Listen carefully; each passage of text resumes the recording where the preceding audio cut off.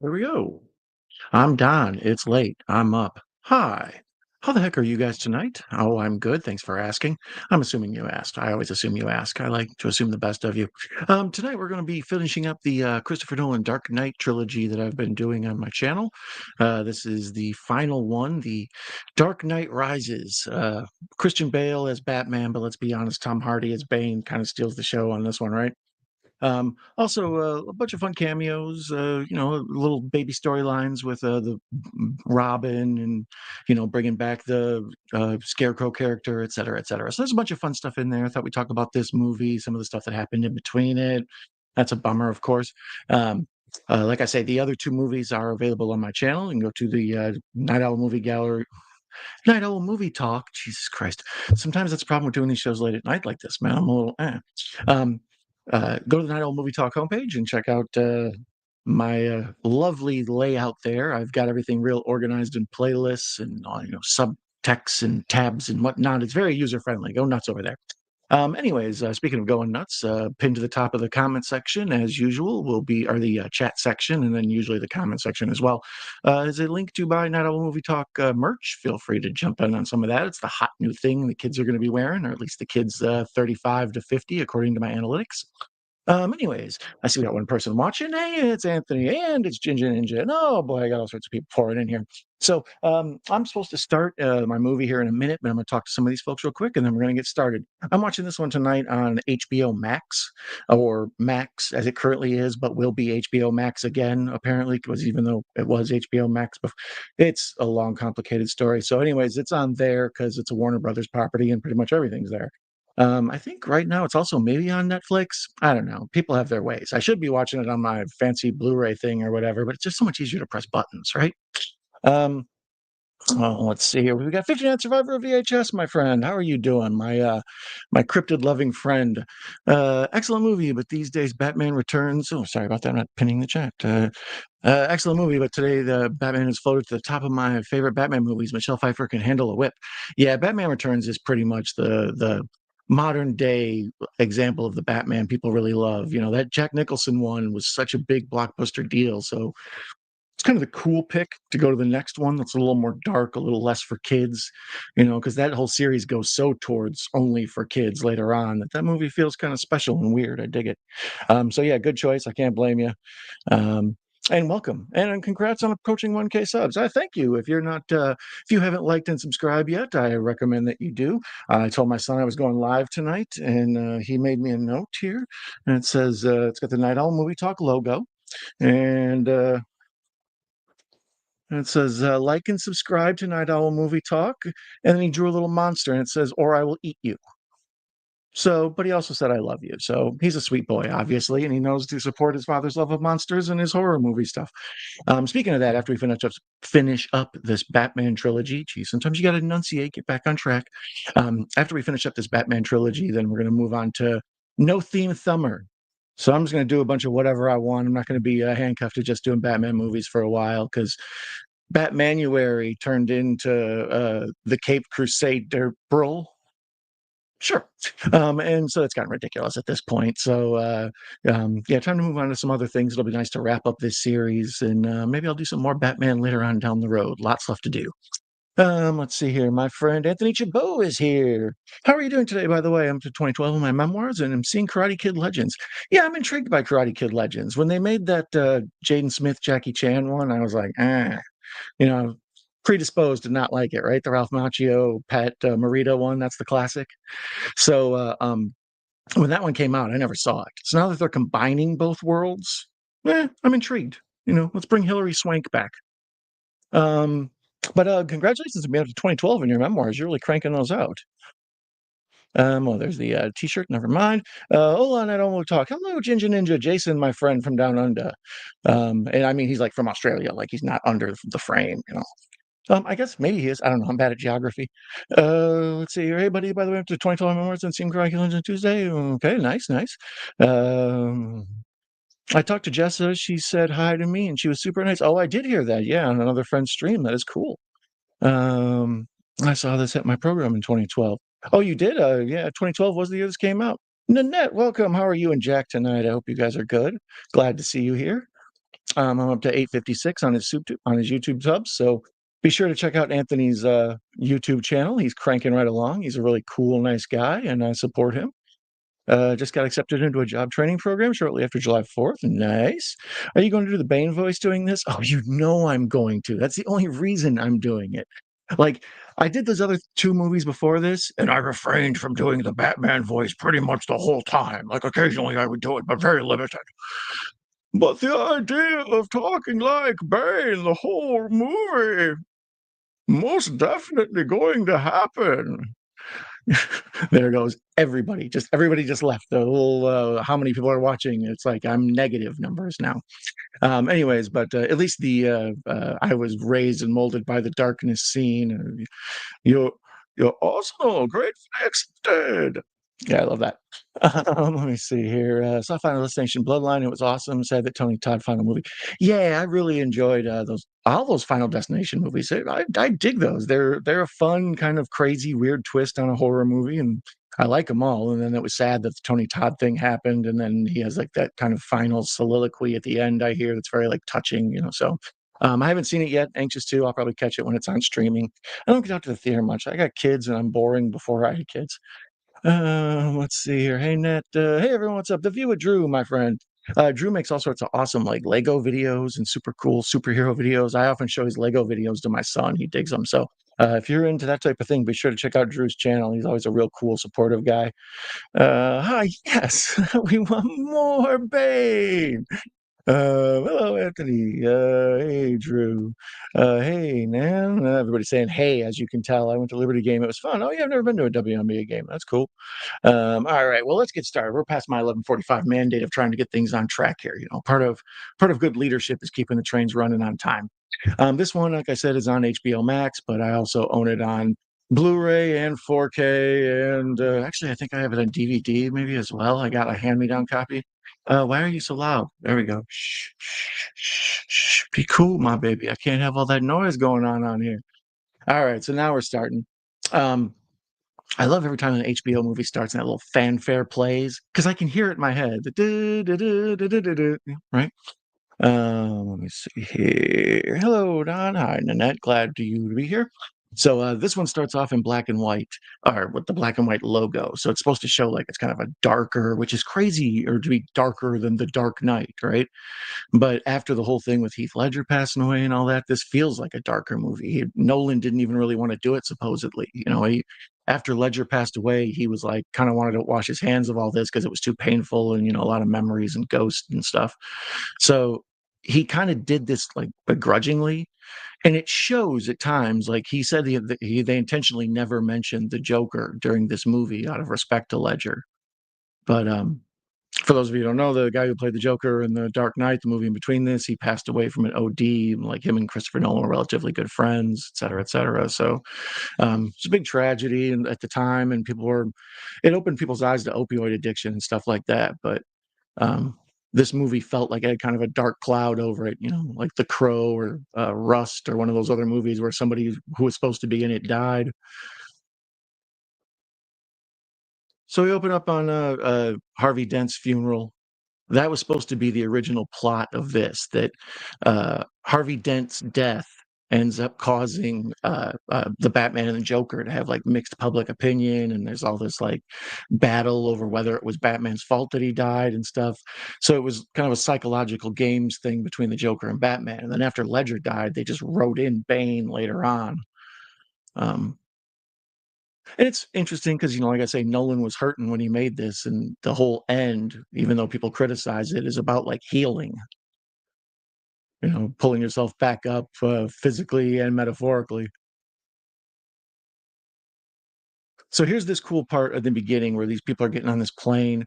When The Dark Knight came out, they released the 10 minutes of the first 10 minutes of the movie before the title card, and they released it, you know, to IMAXs and everywhere, so people could just get an idea of what this thing looks like. And it was like all over the internet, and people loved it. It was huge, and it caused The Dark Knight to be one of the highest grossing movies of all time. I think at one point it was. I don't know if it is anymore. Um, but so they did the same thing with this one. The first like 5-10 minutes, this whole scene where they're up on the plane and they're you know, pretending to kill hostages or like, some torture and enhanced interrogation. That's the word I was looking for. That whole bit of business. And then it turns out to be this big swerve by Bane, and he shows up. And um, when the test audiences saw it, of course they were wowed, but everybody hated Bane's voice. They're like, you can't understand what he's saying. Not only is he talking like Bane, but his voice is muffled. He's talking like Bane. So folks were like, before this even came out, they were hating on the Bane voice. So they went back, I guess, and dubbed a lot of it over again, or maybe they adjusted it with computers in post or whatever. But I know they cleaned up the Bane voice because so many people came out hating it, which is funny to me now because it's so awesome. It's like part of the classic, the whole bit of this movie. And here he is, the big reveal. He's got the prisoner hood on, and they pull it off, and it's supposed to be someone else. And then there he is with the big mask and everything.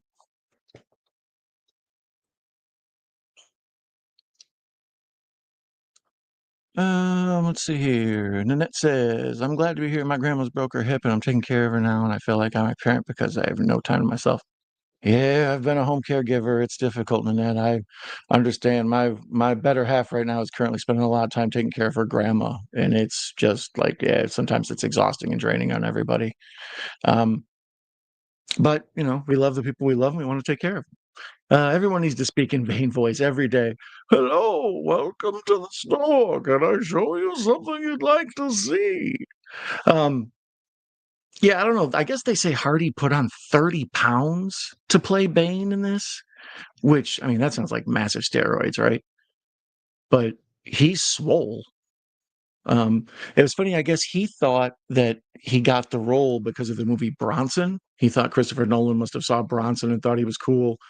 And I can't remember what it is he saw, maybe Legend or something else, and that's what made him think that he would be good in this.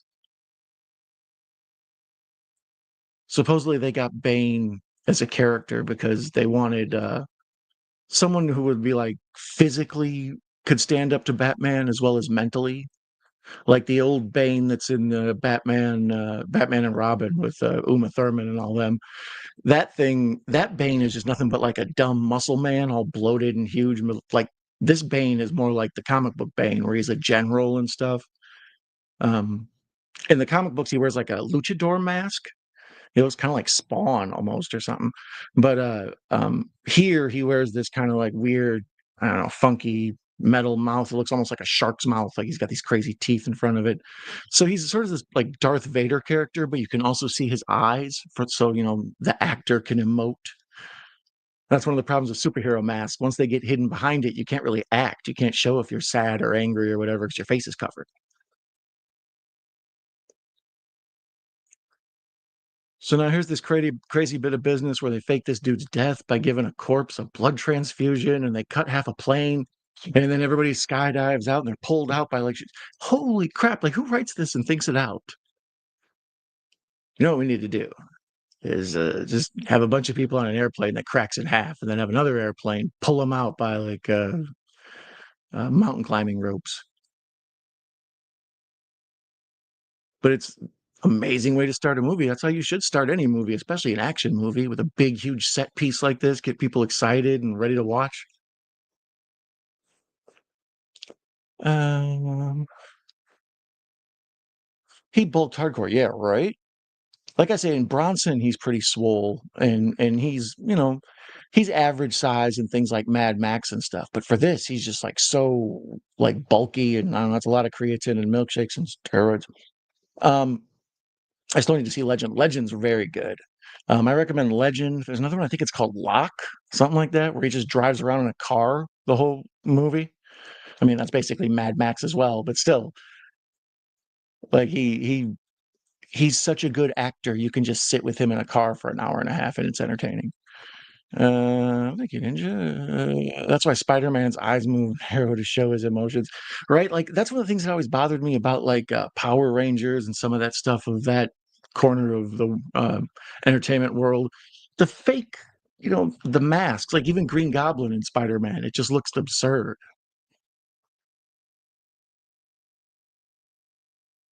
Apparently, here's Anne Hathaway. She's uh like a cocktail waitress at this big like rich people benefit thing or whatever. So of course she's casing the place. Um, but apparently, I didn't know this when they were going to make a Spider-Man 4, Sam Raimi's set of Spider-Man with Tobey Maguire. When they were set to make 4 before they cut it off at just a trilogy, they Anne Hathaway was supposed to be like Black Cat or something. Um, because they decided I think Vulture was going to be in part 4 or whatever. So yeah, Anne Hathaway like basically already had a different job in the comic book world that she never really got around to and got it taken away from her.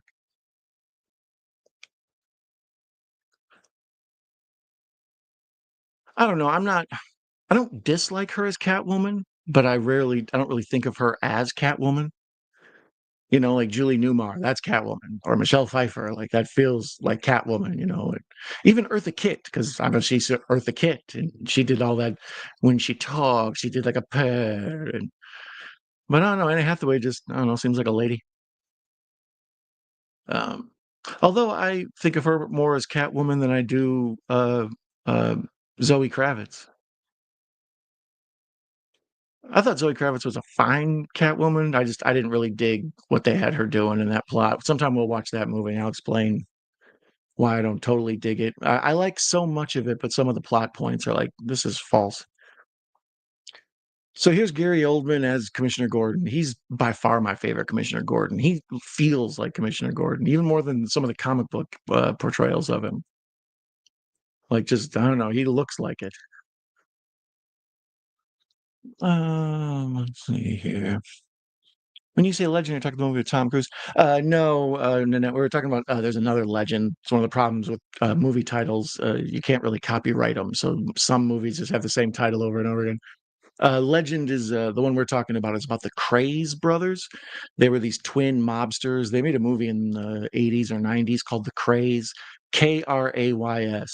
And they're like these British mobsters, and they're like total, you know, crime kingpins. So you get that whole thing. But then like one of the twin brothers is a gay dude and it's secret. So there's all this underplotting about that. And Tom Hardy plays both characters.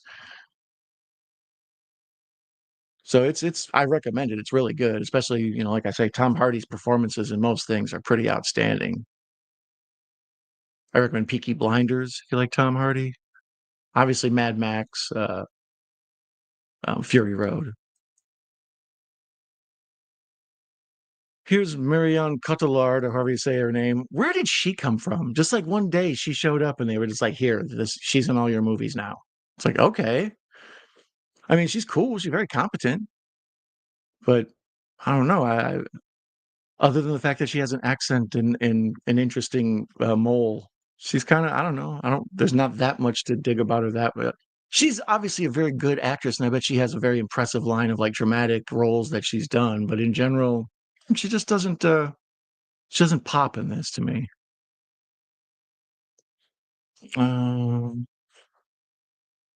I first thought it was a movie about me. A legend. You are a legend, my friend. How did you? Hello.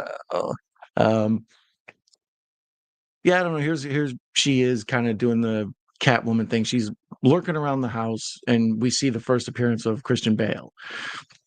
The reason I like this is over the 3 movies, you get to see a good progression.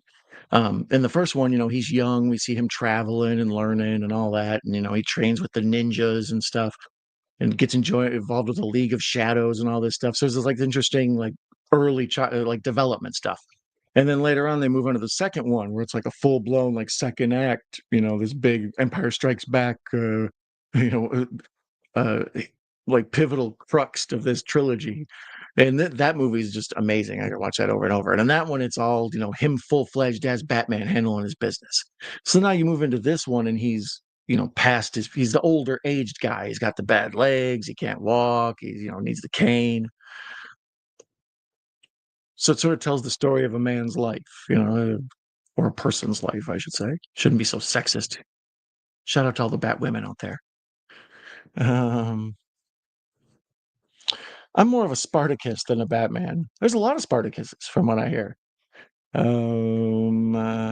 Glad this is on at an earlier time. Yeah, yeah. Tonight's slightly earlier. Um, Traditionally, up until I don't know, probably about fall of last year. I lived in the Central Time Zone in Wisconsin. So now that I'm on the Eastern Time Zone in Florida, I'm a little ahead. So my show starts somewhat earlier for folks than it used to.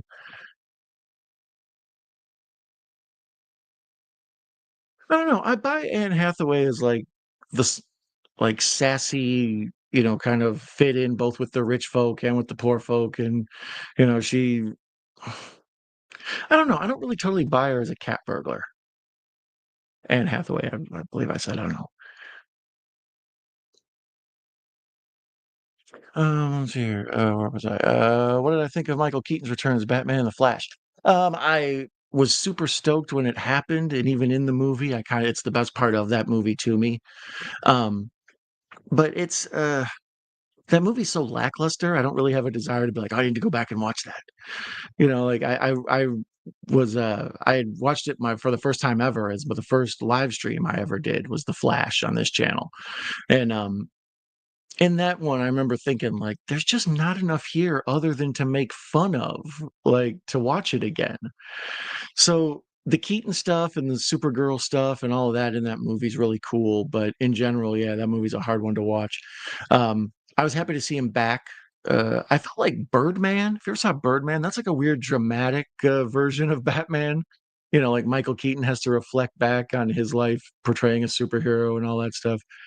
So that felt like a weird Batman movie that I enjoyed more than The Flash. But it was cool to see him back in the outfit and doing all that. I'd realized today that when I was doing those, trying to find out stuff about this movie, that Christian Bale, when he did this one, this was the third time anybody played Batman live action in a movie.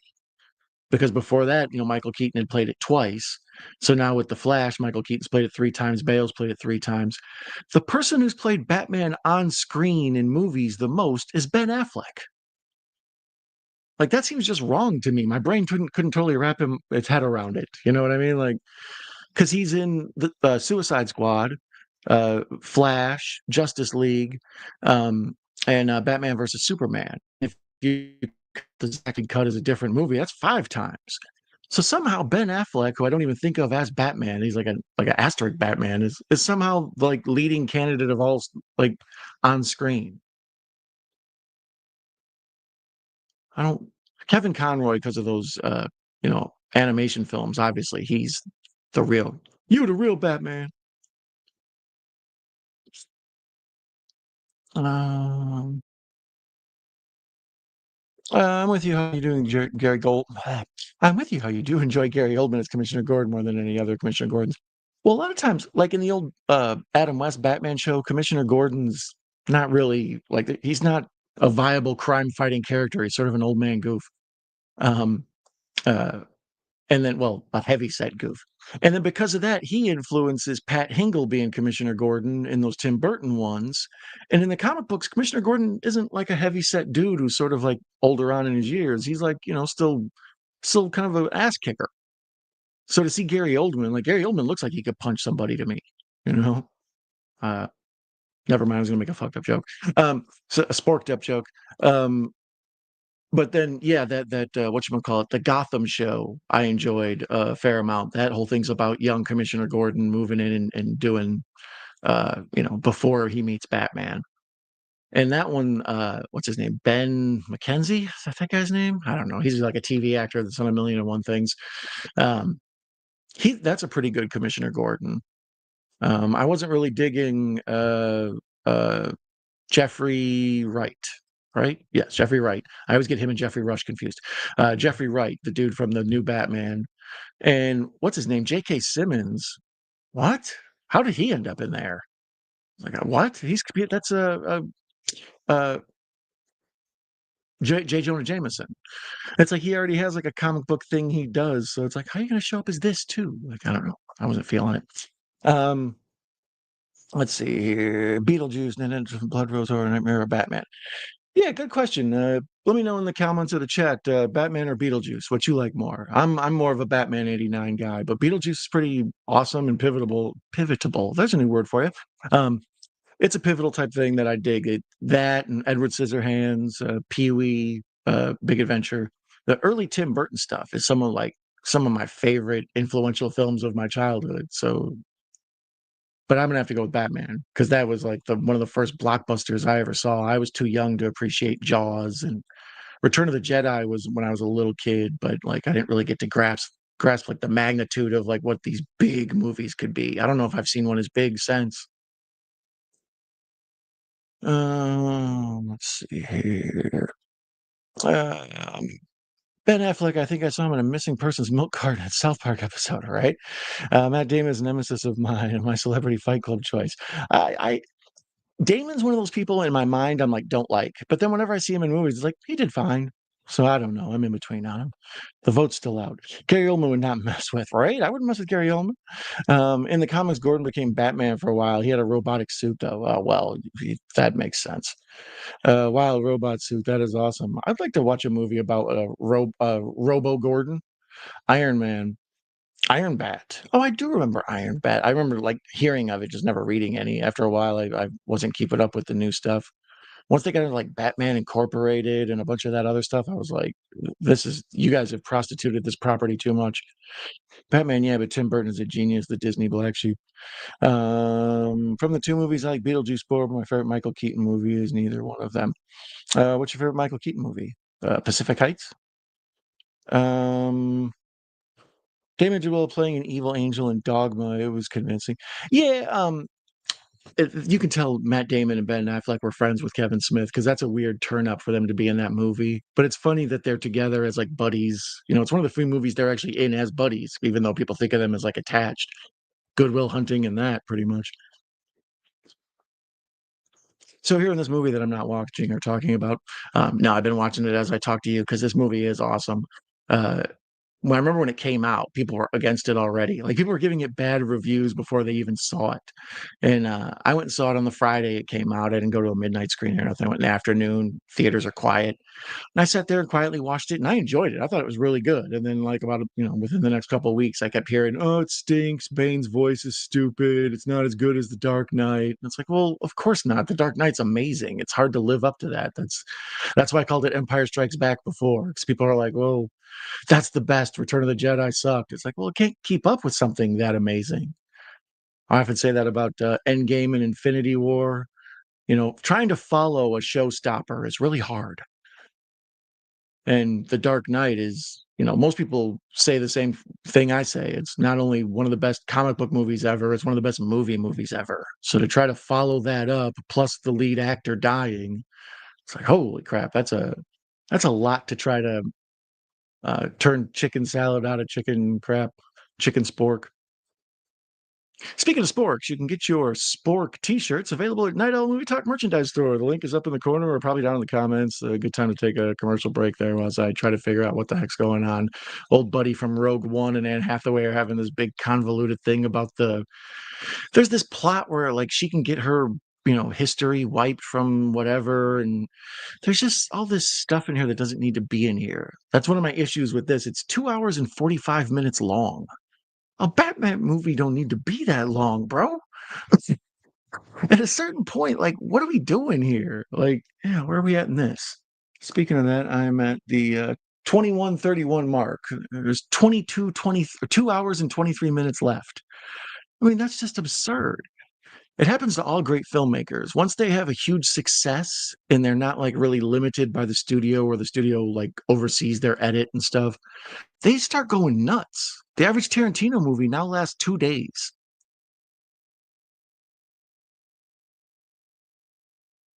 And Christopher Nolan's super guilty of that. It's like the Francis Ford Coppola disease. Once you become big time as big can get, you start making 3 and 4 hour movies. Scorsese does it. Drives me nuts. You don't need a 2 hours and 45 minutes for a Batman movie. You don't need 3 hours to tell King Kong.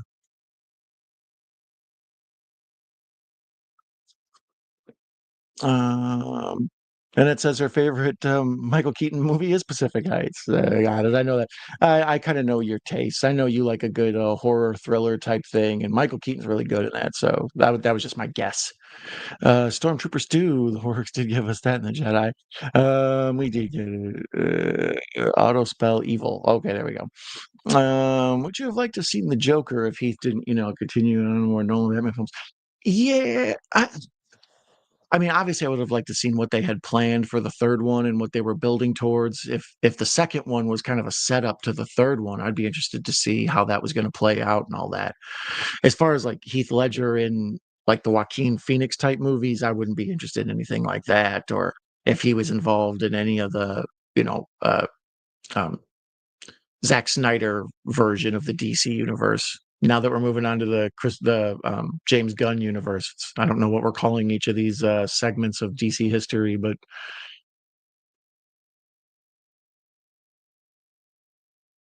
so here they're down in the sewers. I kind of dig all this stuff about the sewer. They show the underground uprising, and for Bane to have the whole thing where he lives in the dark. So of course the sewers suit him, and they're kind of like a bat cave in their own way. Give me a 90-minute movie any day of the week. Right? That's what I mean. I love a good movie. If you can hold my attention for 2 hours, that's awesome. And I appreciate it. But if you anything more than 2 hours, you should be trying to wrap it up and things just went long. Once you're into like 220, 230, you're not even trying. You know? Why are these Planet of the Apes movies so long? I shouldn't ask that question. I should be like, saw a Planet of the Apes movie, it was fun, it was done. Netflix even has like a little bar when you're scrolling where it says like 90-minute movies because they know folks are just like, could I just watch something real quick and be done with it? I'm not trying to commit half a night to this thing. And I'll never understand that either. Like movie theaters, the reason they charge so much for popcorn and candy and yada yada yada is because they don't get a very good cut of the movies. So obviously, after the movies have a certain shelf life where the theater gets their big take, which usually sometimes 100%, then the theater starts getting their cut. So you would think to sell more tickets and do whatever, they would want shorter movies to get more movies in a day. These big 3 hours. That's why movie theaters end up having like 8 of their screens chewed up by one of these movies. It's almost like predatory. There's no room for independent films to be in the theaters because they're showing, 9 screens have Iron Man 5 on them. So here's our first glimpse of Bane swole. He's got his shirt off with his back to us, and there's all this like scarring on his back, presumably from that whole venom, whatever it's called, the toxin he took to get all swole.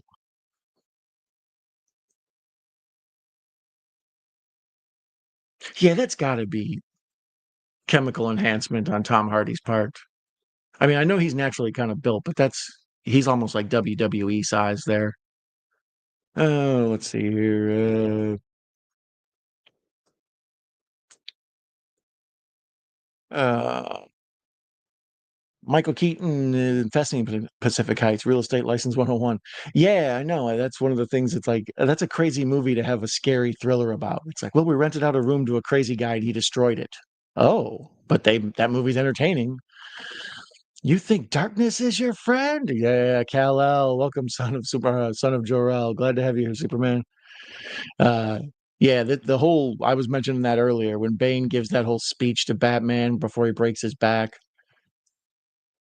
That's one of the more memorable m- film moments in the last 20 years. Uh, Movies were made for 90 minutes, but Kubrick and David Lynch, Coppola get a pass. Yeah, I've mentioned it before. I believe in Alfred Hitchcock's philosophy that no movie should be longer than you can hold your pee. Like if you pee before you go in, you should be able to hold it till the end. If you have to get up and go, your movie's too long. So like some of these big giant movies, unless they have intermissions and it's supposed to be like an event movie, I don't know, like I never saw Apocalypse Now or any of those Godfather movies, anything in the theater. I imagine they would have to have the intermission and all that because otherwise, who can sit still for that long? You need to get up and stretch your butt. Um, 8-hour extended edition of Beneath the Planet of the Apes. Oh, what an alpha nerd that one. Yeah, yeah. 3x 30 minutes, perfect. Yeah, that's I mean Basically, you just get a 2-hour movie is fine. But if you can get it trimmed down to like 145, or even if you get it tight, like a 190, like a Roger Corman movie, all those old Universal monster movies, that's one of the things that jumps out at me every Halloween. It's like, oh yeah, this is only 65 minutes long. Oh, this is 72 minutes long. Ganja, ginger. I like both. I like my long movies. I mean, don't get me wrong, I enjoy a miniseries, and I enjoy, especially now that the series is so popular, like, the 8 episode stuff on Netflix or Prime or whatever, 10 episodes of this little micro series. Like, I don't think there's a need for 3-hour movies anymore. It feels like a mini series that you're forced to sit and watch at once. You could watch 3 episodes of a 1-hour show, because a 1-hour show is usually 48 minutes. You can watch three episodes in less time than it takes to watch some of these movies. You think darkness is your ally? You merely adopted the dark, right? Your arsenal gratefully accepted. First movie I saw with an intermission was Robin Hood, Prince of Thieves, and most of that was due to the Bryan Adams song. I didn't realize that that's actually a good way to sell that. You put the CD now available. You can play that song, and it gives everybody time to get up and go get something to eat, more popcorn, take a leak, stretch your legs, come back and be ready for the second half. I never saw that one in the theater. I remember they were trying to make that a big deal, though. One summer, that was like, I think maybe they had like McDonald's meals, and that video was everywhere.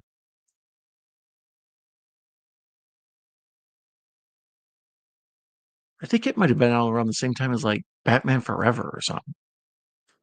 Let's see here. Who else we got going on in the chat? A funny thing is, the Snyder Cut was great, where Batman feels too long. Um, yeah, well, the Snyder Cut, especially after they recut it and stretched it out, it almost feels like that needs to be watched with an intermission. But yeah, that new Matt Reeves Batman, directed by the same guy who did the Planet of the Apes, um, it just feels too long. Apparently, he was supposed to do a part two, and they've been waiting forever on that. And news came out like a week or two ago that he's maybe not going to direct it, or at least some of the new marketing material goes out doesn't list him as director any longer. So maybe he'll do a thing where he produces it, and someone else will try to mimic his style with their direction or something. But yeah, apparently as of now, it seems like Matt Reeves isn't going to do a second The Batman, which is good because that whole thing was messing up James Gunn's universe. Like, it was supposed to exist separate, away from all the new stuff James Gunn is doing. And then it exists separate from the Joker, the Heath Ledger stuff. So it's like, how many separate DC universes are up and running at once? So it'd be cool if they could get all those like kind of ends closed, and move on to whatever James Gunn vision is. So here's where old buddy from the state um, tells us that Batman's knee has no cartilage in it whatsoever, and that's when they kind of show this mechanical knee brace thing.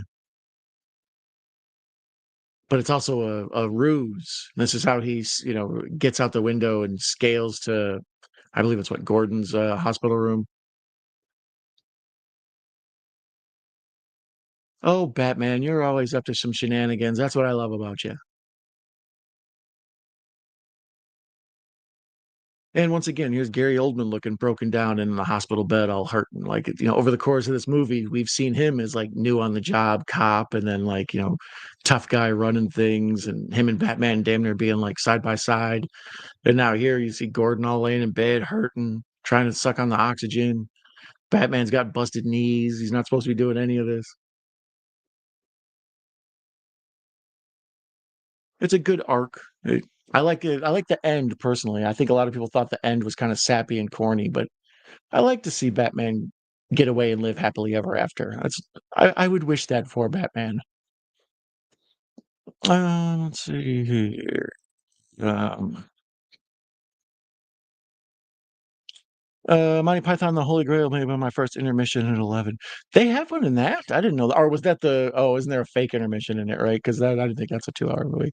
I took the day off work to watch the Snyder Cut. Yeah, I remember when the Snyder Cut came out. Has anybody watched the black and white one? I put it on for a little bit. That's when I was saying, with all this stuff with Ben Affleck playing Batman, if you include the black and white cut of the Snyder movie, that's even more. So it's like there's somehow Ben Affleck has become the most on-screen live-action Batman, and I'm still can't totally wrap my hand around it. You guys are here to help as therapy. If you can watch a baseball game, you can watch a long movie.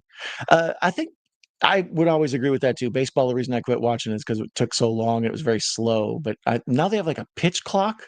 I think they started a year or two ago, and so like they have to speed it up. So some of the games are like an hour and a half now. I wish they would do that with all my sports. And a day off to recover. Well, how much did you drink during the Snyder Cut? I like both kinds of movies. What's wrong with baseball? It's American pastime. I think he's really ill, and they want his Batman to be part of the Gunverse.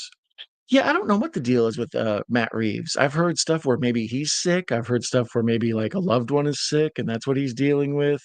But yeah, it's his movie's way past due. They thought it was going to be out like a year or two ago, and it hasn't even gone into production. So, um, you know, Robert Pattinson's supposed to play this young dude, and he's already like, I don't know, it's been what, almost 5 years, 4 years since his came out, something like that. Three and a half, something. Um, Penguin did so well. I think they're going to keep Reeves' verse going. Yeah, I don't know. There's also been talk about that too. Apparently, the Penguin was nominated for some Golden Globes, and it was nominated in the best limited series catalog or subject, whatever category. That's the word I was looking for. Jesus. Um, so a lot of people think that it's going to be a one and done then, which I hope it's not. I love the Penguin. I wish that would be a couple more seasons.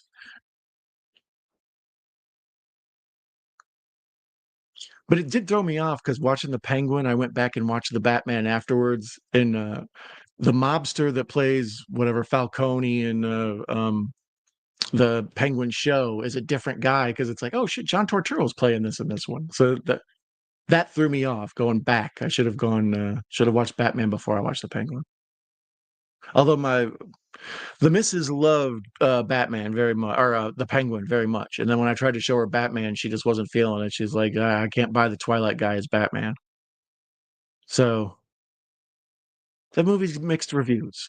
I love the quiet, calm, scary Seven serial killer police procedural bit of it, but I also thought some of the stuff about Batman and Catwoman's relationship was weird and kind of false. I don't feel like Batman uses other people, but really there was a remake of the old Alfred Hitchcock Notorious, where Cary Grant sends Ingrid Bergman in to like undercover to spy for him, and it's supposed to be that kind of thing. I don't know. It just didn't feel right for me for Batman to be doing that. James Bond, yes. Batman, no.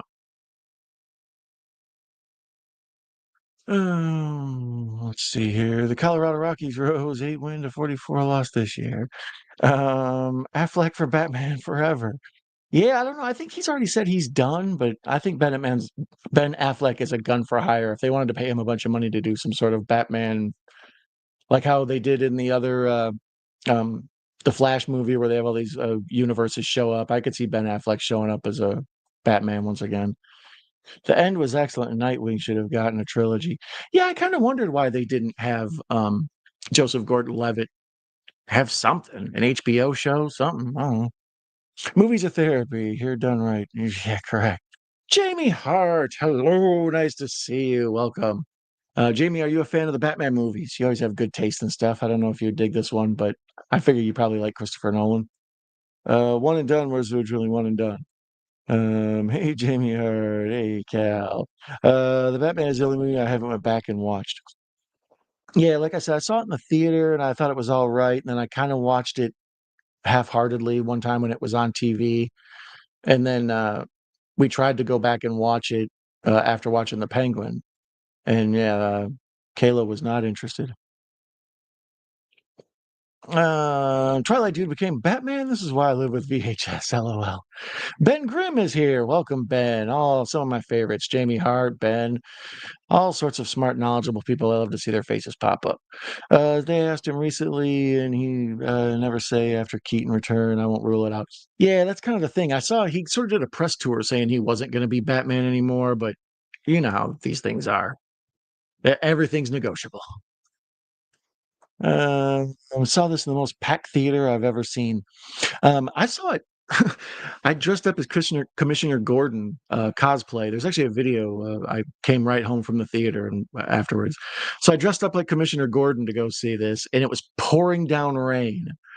So it was like something out of a real Batman movie. And I remember going in there, and it was kind of half empty, and then the theater slowly kind of filled up, and I really thought it was pretty damn good. And then afterwards, I went to Little Caesars and got the Batman-shaped pizza and came home and ate it and made a YouTube video of me eating the Batman pizza as I talked about my thoughts about Batman. Um, but it was too long. I'm just going to keep harping on that. Too long, too long. I would have liked it a lot more if they would have trimmed 45 minutes off it. Uh, Jamie says she loves the Batman movies. I saw all the Burton's Batmans in the theater and the Nolan trilogy rules. Yeah, I saw the all the Burton movies. I saw that whatever that quadrilogy is. I saw Forever and Batman and Robin in the theater as well. Um, when Batman Begins came out, I didn't even know there was a new Batman out. Like I was busy working at that time, and I had a job that chewed up a lot of time. So I remember seeing when it came out on video, there was a new Batman, and the American Psycho was playing Bruce Wayne, and I was like, this sounds insane. And then the whole stuff with the Scarecrow and all that, I was like, these movies are great. So by the time the second one came out and the whole stuff with Heath Ledger and all the publicity, negative or otherwise, around that, I just loved that movie. That movie kind of blew my mind. Like I say, the crime drama aspect and some of the like tension and dialogue, and they make such a stupid thing so believable. You know, one version of Batman is the Adam West Batman, and the other version is the Christopher Nolan version. It's like take things very seriously, make them awesome, kind of make fun of them, and do a spoofy thing. So to see this movie just feel so real, even though it's sort of mildly absurd, blows my mind. Um, but welcome, Jamie. Thank you for contributing to the conversation. I love that you're here. I hope you're feeling better. Last time we talked, you were still dealing with health issues. If you're hanging out with me, I'm assuming you must not be experiencing any nausea. Don's always making me throw up. If Superman doesn't do well, I have a feeling they'll try to bring back the Snyderverse. I don't know. There's no telling what they'll do. That's DC is a wild card. I would assume they'll let James Gunn set up a whole thing and at least, the man made Guardians of the Galaxy and Suicide Squad viable. Like Suicide Squad after that first one, I wasn't as interested. And then when his came out, I was like, James Gunn can do anything. Um, Tim Burton should remake the third, LOL, and get Keaton on that. Yeah, I'd be interested.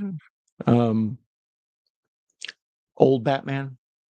The Catwoman stuff made it longer. Yeah, I agree. I said that before, actually. I feel like they could have left Catwoman out of that movie. Like I think Batman could have kind of went in and beat up everybody in that nightclub, and they could have just left Catwoman out of it. But of course, studio executives and test audiences and stuff would like to see Batman in a love story that helps make things a little more interesting. It's a little too much hard, gritty, whatever without that. Like even this one's got the whole Anne Hathaway love story, and then the other one, it's got the Rachel Dawes, is that her name? That whole love story thing. The Tim Burton stuff, they managed to squeeze in Vicky Vale and Michelle Pfeiffer just fine and not make it 9 years long though. So I don't know. It's hard to play both sides of the fence on this one. Yeah, he made the characters no one cares about, which is all easier also if I don't handle the whole universe. Yeah, I don't know. We'll have to see. I mean, I found, anybody who can make Polka Dot Man interesting, I'm willing to listen to. You know. Happy birthday and praise, Jamie. Yes, keep the pressing. Jamie says, Sunday is her birthday. She's turning 52. Means way more this year because I survived a stroke. Couldn't have turned out very different. Well, I'm glad that it didn't turn out very different. As I recall, I think it was your son maybe who discovered you. But yeah, family member acted quickly, and Jamie was able to get the medical care she needed right away. So, make sure you kind of keep a side eye on your loved ones. Jamie's obviously very beloved. We would be very sad if anything happened to her, and we're glad that she's recovering. And early happy birthday, my friend. Um, let's see. Mulholland Drive is amazing. Yeah, no, Jamie's a big Lynch fan. I'm in between on Lynch. I'm not as artsy as it kind of takes to totally appreciate a Lynch film, but I can appreciate just the idea of a mood, setting a tone and writing it out, and less like uh, linear storytelling and things like that. The Lynch films are more of a artistic experience. Kubrick is a lot like that as well. I think Lynch is kind of almost a descendant of Kubrick.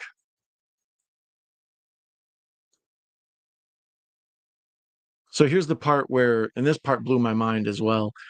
There's like this Occupy Wall Street thing.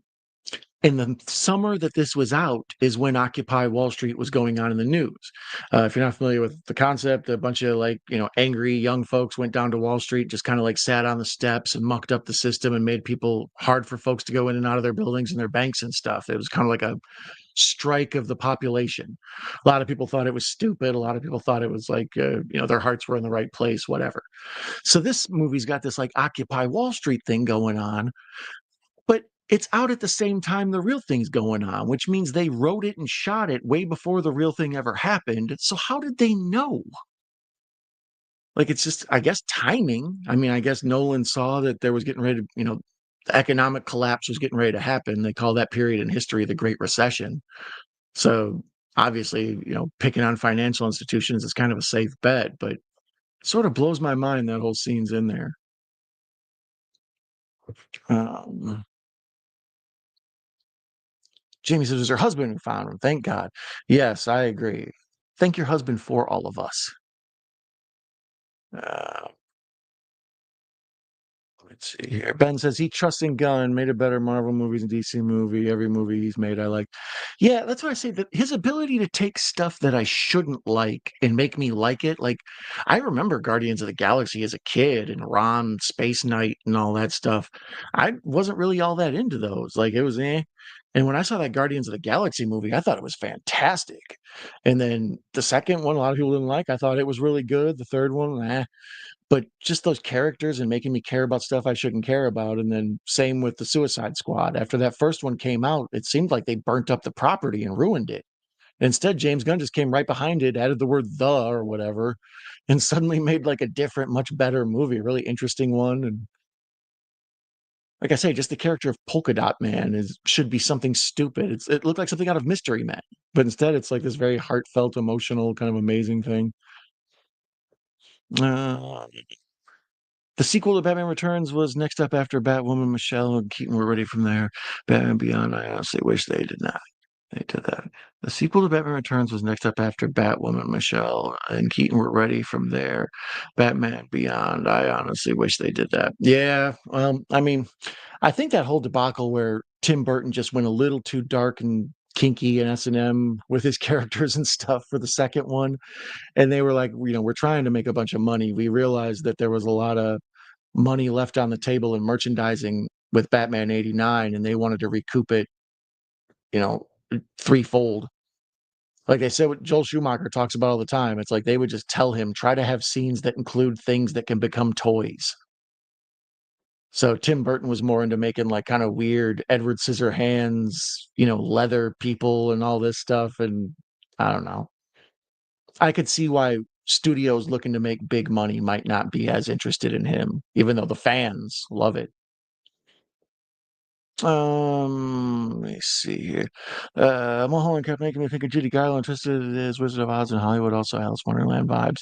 Yeah, I mean, Mulholland Drive's masterpiece. I would actually like to watch Mulholland Drive with Jamie sometime. I remember that we had a few people here doing a similar thing, Occupy Wall Street, but there is no Wall Street here. Yeah, I mean, I know Rupert Murdoch and other you guys got your fair share of famous rich folks and systems to muck up. Um, and they were doing it across from the pub I was drinking at.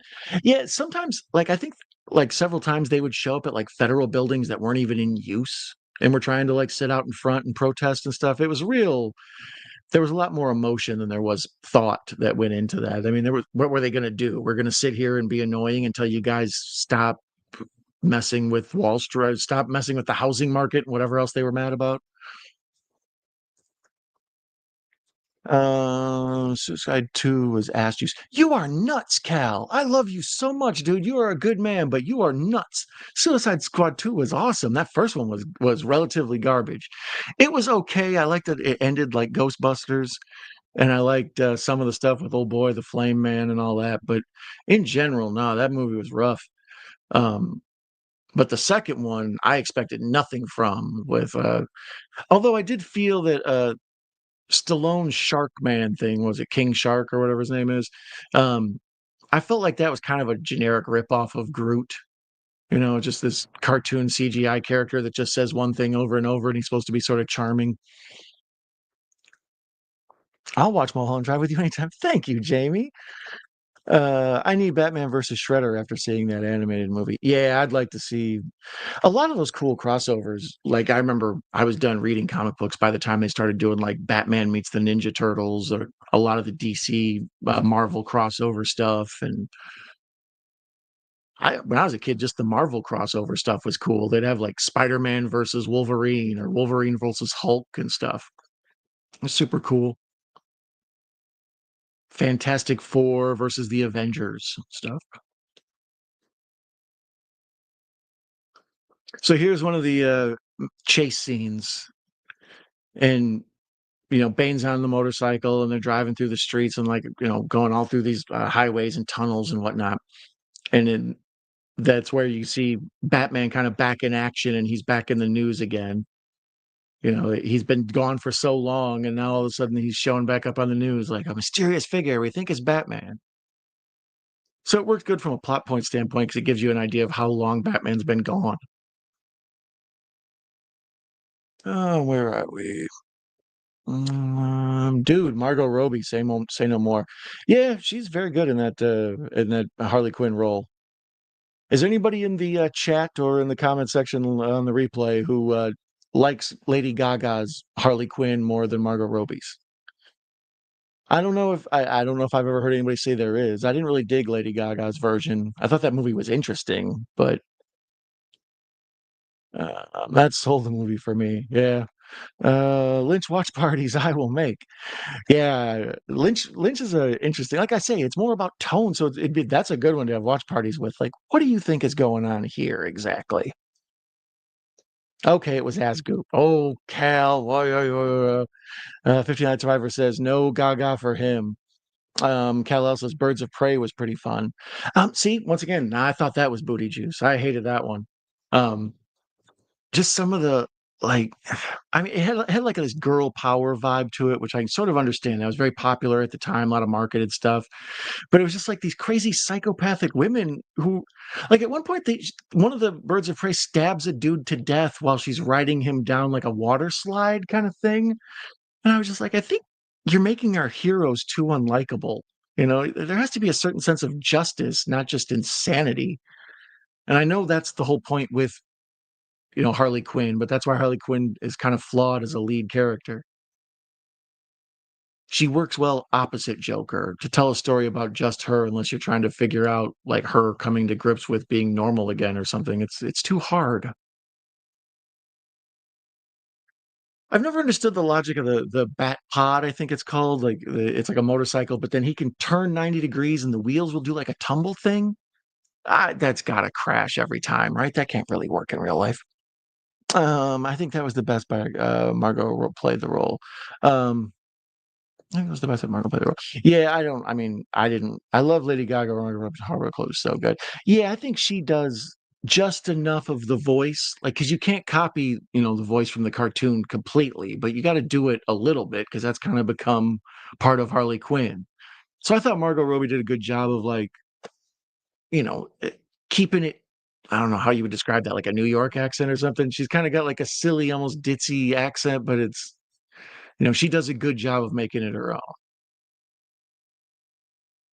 And she felt like she was tough. Like when she would punch dudes and stuff, I didn't feel like, oh, give me a break. Sometimes very small actresses punch people and they fly like 4 feet. It's like, that's not how physics work. But Margot Robbie seemed like she was nuts. A bat pod on level of Jurassic World human hamster balls, right? In the theater, I remember thinking that was kind of a weird thing, just the tumbling wheels. And I really dug the whole explanation of the Batmobile slash tumbler in the earlier Batman movies. The idea that it was this military weapon used for jumping canyons and setting up bridges. Seems like an old G.I. Joe toy I had. But that idea is really cool. And it's like, oh, that makes sense. That would explain why this car can do all that. It's military weaponry. But I don't know what military would need to have those 90-degree turns so you can turn like a light cycle in Tron. I'd like to see them do Injustice as a live action movie, Evil Superman versus Batman, Harley Quinn as a hero. Um, I'd be down for that. The only problem is though, I have this issue with with the Joker movie. I don't like where they try to make our villains feel sympathetic to us or that we root for our villains, like the whole Star Wars prequel, the 90s stuff. All of those, it's like you're trying to justify why Darth Vader's so rotten. And I kind of enjoyed that he was just rotten on his own. Like my kids were watching Wicked, and I was like, I don't care that the Wicked Witch of the West was bullied. I just like that she was a villain. I don't need Hannibal Lecter's deep-seated roots of why he's eating people. I just like to know he's eating people. So, something about the Joker, especially Heath Ledger's Joker, where he keeps changing his backstory, that to me is extra interesting because it's like, oh, he's nuts. There's no telling what's true and what isn't. But when you make it like, oh, it's, a nice guy, he's got mental illness, his mother was abusive, yada, yada, now suddenly I feel bad for the Joker. I don't want to feel bad for the Joker. And when you do too much of that, the point I was getting at is when you do too much of that, I feel like you kind of sort of undermine your universe. Like to me now, The Wizard of Oz is less interesting the next time I watch it because it's like, oh well, you guys are starting from a flawed premise to begin with.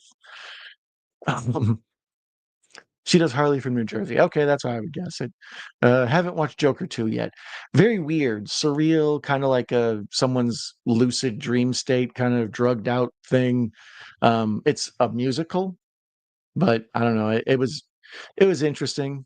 Um, my wife was watching A Star Is Born, um, and right after that, we watched Joker. So we had like a Lady Gaga double feature, basically. And yeah, I don't know. I was Gaga'd out by the end of the night. I was like, I've had enough Gaga. I like her music, but on screen, she doesn't do it for me that much. Ben Grimm Don't Bother Seriously is the only film I've seen people walk out of. Joker 2, yeah, I mean, I enjoyed Joker 1 a fair amount. I thought it was really kind of cool and interesting, but Joker 2 was like too experimental. I don't know. Crazy 80, it's mascot right there, Margot Harley Quinn Dangerous. Stop bullying. Um, everyone has a backstory. Well, yeah, that's what I mean, but I don't really, I don't want someone to explain why bin Laden is actually a decent guy. It's like, no, no, you got them all wrong. Here's where, it's like, so I'm fine with just some villains being villains.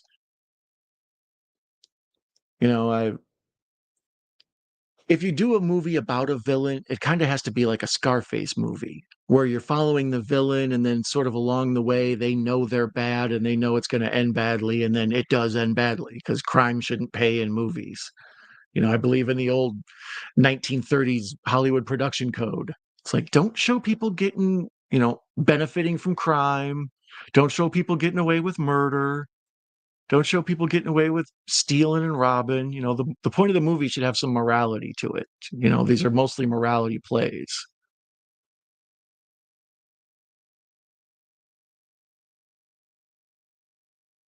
So they're Batman and Catwoman are alone on the roof, kind of talking. And I don't dig all this either. This is one of the things that does rub me wrong way. Is like I don't know what you call it, a helicopter. It's the Batwing, except it's not the Batwing. It looks more like kind of a one person hovercraft deal. Uh, but it once again looks like military weaponry, so it's believable. But it just doesn't have like that the Tim Burton Batwing. That's the Batwing. Um, I heard Joker 1 is great. Yeah, I enjoyed it a lot. I thought it was really good.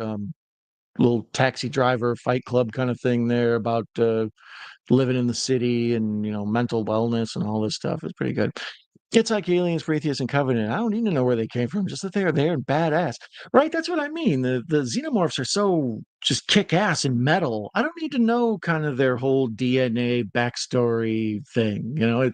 It's interesting, I guess, but I'd rather you just go forward and tell me more cool, you know, Romulus wasn't perfect, but that's like how most aliens movies should be. Like that, I'd rather see that.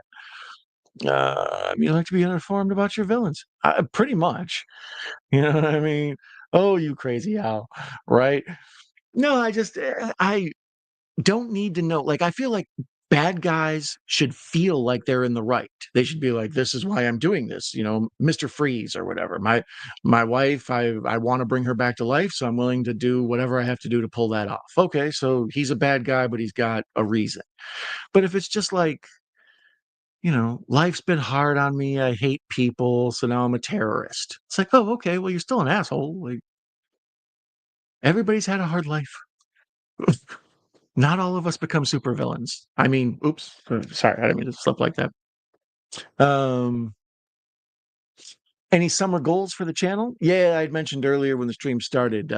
Once I wrap up this, I'll have done 4 Batman movies for my last live streams. Did Batman 67? What is that? 66, 67, whatever. The Adam West one, Batman the movie. And then I'd already done Batman with Michael Keaton, 89, with Horror Cat Dad a few months ago. And then now I just cranked out the trilogy of the Nolans. This will wrap this up. So I got to take a Batman break. So I'm going to have no theme thumber. I'm just going to watch whatever I want when I can, and I won't be obligated to do any type of theme. So here, the whole point. I think this is where Michael Caine explains to Batman the whole, um, basically you need to pull your shit together, dude. That's one of the things about the good Alfred character is he works as like a father figure for Batman. I don't know if you've all have heard Batman's an orphan. His parents passed away. It's one of the most frustrating things about Batman on screen. It's like if I see Martha Wayne's pearls fall off and break to the alley ground one more time, I'm going to lose my mind. LOL, still an AO. Um, I like them to have an air of mystery. I don't want their entire story. Yeah, I mean, well, like I say, when I was watching Wicked is when it occurred to me the most. Like, they're telling how the Wicked Witch of the West isn't such a bad person. She was bullied by all these like rich snobs or whatever. So when Wicked was written, there wasn't this big dearth of like villain is sympathetic heroes movie like there is now. But I feel like it undermines Wizard of Oz, just like I feel like the Star Wars prequels undermine how badass Darth Vader is in episodes 4, 5, and 6. I kind of like him as just this. I thought he was a robot till I was like 9 years old. I didn't know there was a man in there. The mystery kind of helps make it. Look at Boba Fett. We know nothing about Boba Fett for years, and he was the coolest. Now we got more Boba Fett than we ever care to know about. And it's like, we're good. Can someone turn off the Boba Fett, please? Um, Anti-heroes, Brandon Lee, The Crow, or Clint Eastwood and High Plains Drifter. Well, yeah, I mean the Stone Cold Steve Austins of the world, the badasses who will do the right thing when pushed to the limit. It's a trope, and I appreciate that. But it's like if they're just villains for the sake of being villains and they get away with it. I mean, here I'm looking at one right now. I'm looking at Christian Bale in American Psycho. I mean, the whole point of that is that he gets away with it. But that's a classic. It's like he murders a bunch of people and just gets away with it at the end. Spoiler alert. I remember seeing this in the theater and thinking this was really cool, where they go into this uh it's like a trailer on the docks, and then they walk in, it's got this wood paneling or whatever, and they press a button and it becomes like this super like freight elevator that goes down, and it's typical Batman hidden room and secret elevator stuff. I love all that. The mystery. I've always wanted to go in an old house and pull a book on the shelf and watch like a sliding shelf open, and a bookcase slide open, a little room back there. Not enough of that in the world today. So here's this whole subplot about this nuclear power energy thing. This I wish they would have got rid of this in this movie. Um, it's a whole thing where they got like this kind of cold fusion nuclear power dealy, and that's what the scientists they try to capture up front is. Then later on with the football game, that's all about him and Talia al Ghul, whatever the heck her fake name is in this. She's trying to get it, and she's using her influence to get into where the secret room is. It's all just like silly MacGuffin espionage nonsense. It's like we don't need it. Have Bane take over the city and have Batman get his back broken and have to fight back and rescue us all. You know, that's all we really need out of this story. I mean, Ginger, you and me, Resurrection Walk Song will happen. I'm down. Well, this has been fun, but I need to get to sleep. All right, Nanette, thanks for hanging out. I appreciate you dropping by. Is Jack with you? If he is, tell him hi. Um, so you want dress to keep the helmet on? To keep the helmet on. Darth Vader, you assuming? I make Boba Fett look like a Disney character. Oh, he has a CBS Fox. Oh well. Um, Daredevil versus Batman. I'm obviously a Batman guy, but Daredevil was always one of the main dudes I also collected. As a kid, I liked X-Men is when I was a kid, I liked all the DC ones, you know, the Mego superhero guys. I liked the Justice League, Super Friends, whatever you want to call them. So it was Superman, Batman, Wonder Woman, Green Arrow, Green Lantern, Aquaman, you know, that whole thing. Um, but then later on, when I got back into comic books, that was when Frank Miller's Dark Knight got popular around the time the X-Men really started getting good. So that got me into comics, and Daredevil was one of the first things I started reading. I like Daredevil over Spidey. Punisher, I read Silver Surfer. I tried to get into, but it just never really held my attention like I wished it would. All the art was so cool, but the stories were too whatever. So to answer your original question, yeah, I would say Batman over Daredevil, um, both in the comics and on screen. Even though that Daredevil TV show is awesome. The used to be on Netflix, now on Disney Plus or whatever. I haven't watched it since it's been on Disney Plus, but that whole stuff with uh, Vincent D'Onofrio as uh, Big Pun, whatever the fuck his name is. um,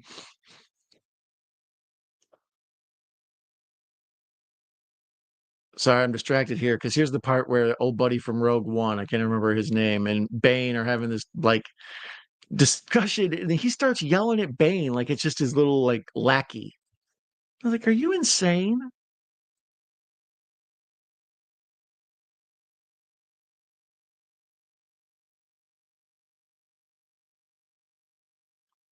I like that they've. I think what's his dude's name, Christopher Mendelson or something like that. Um, he's another one of these guys. He must have been very popular. I think he's a British actor. He must have got very popular uh, from something he did because he was in everything for like 5 minutes too. He was showing up in all, like I say, he's in um, Rogue One. I believe he shows up in like I don't know. I think a James Bond movie. I think he shows up in some of those Sherlock Holmes stuff. Like he's just all over the place for a quick minute, and then he fades back out. A lot of actors like that are floating around Hollywood movies. Patrick Bateman, did he really murder all those people, or was it some sort of vivid, bored imagination? I'm not so sure he killed all those people, just some of them. Yeah, I mean that's true. That's why I kind of said spoiler alert and laughed. I mean, that's you can discuss whether or not he's just a total crazy person having delusions. Um, Personally, I like to think that he's, you know, and he's emblematic of a problem of that era, which we also have a lot of now, which is like corporate greed and you know the heartless caring of the people who handle our money and do our day-to-day things, as well as the fact that they're all just sort of interchangeable and faceless. They're sort of like generic handsome guy A, generic handsome guy B. That's why they get him confused, Jared Leto and all that. But anyways, we'll watch American Psycho sometime and we'll discuss all the craziness of it. But yes, I do agree American Psycho is great. Did you ever see part two with Mina Kunis or whatever? Jack heard you and wagged his tail. Oh, thank you, Jack. Good night. Aussie Ben Mendelsohn, Aussie. There you go. Okay, because yeah, he was on. Oh God, that Netflix had some family drama with him. He's in the Rogue One. Um, I'm trying to remember what else he's in for like 3 year period there. It was like here he is again. Show up in movies like Rob Schneider since circa 2000, corporate greed and dumbassery, right? Hello, Echo. Welcome, my friend. Cha, cha, cha, cha. Welcome. It's always nice to have you here. I am currently at the 106:52 mark of The Dark Knight Rises. I've only got an hour and a half left. Hour and 37.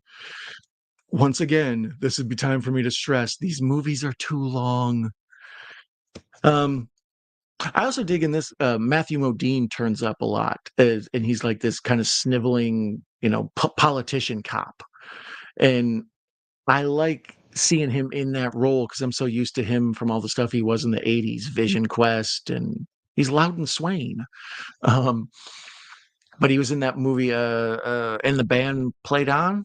So it's called the one about HBO film about the history of AIDS and the doctors who tracked it down and all that. Um, I think he was in a movie like about some doctors in a foreign country. I can't remember. Was that Bad Medicine or was that Gutenberg? Anyways, Matthew Modine was all over the place in the '80s, and he just was like, I don't know. It's like when Patrick Dempsey resurfaced and stuff. It's like, oh, I missed you. I'm glad you're back. Let me know in the comments or the chat what your favorite Matthew Modine role is. Like I said, I'm a big Loudon Swain guy. Um, American Psycho 2 was utter trash. Yeah, I didn't dig it. Um, I watched it once just because I felt like I had to because I enjoy American Psycho so much. But um, so you're a fan of The Dark Knight? Why? I didn't know that, Don. I know, right? How would anyone ever guess?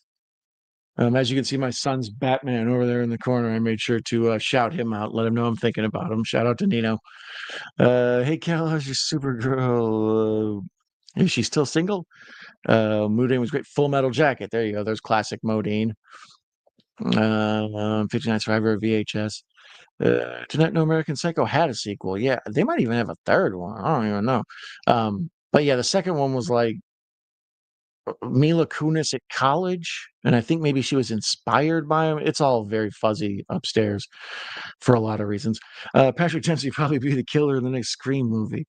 He's just going around to all the horror franchises killing people. Well, that was my only knock against him in Thanksgiving. As soon as he shows up, I'm like, he's too big of a star to be this small of a role. And then when he turned out to be the killer, it's like, yeah, see, his role had to be bigger. Spoiler alert. Echo, you're harassing her, dude. Oh, what are we going on?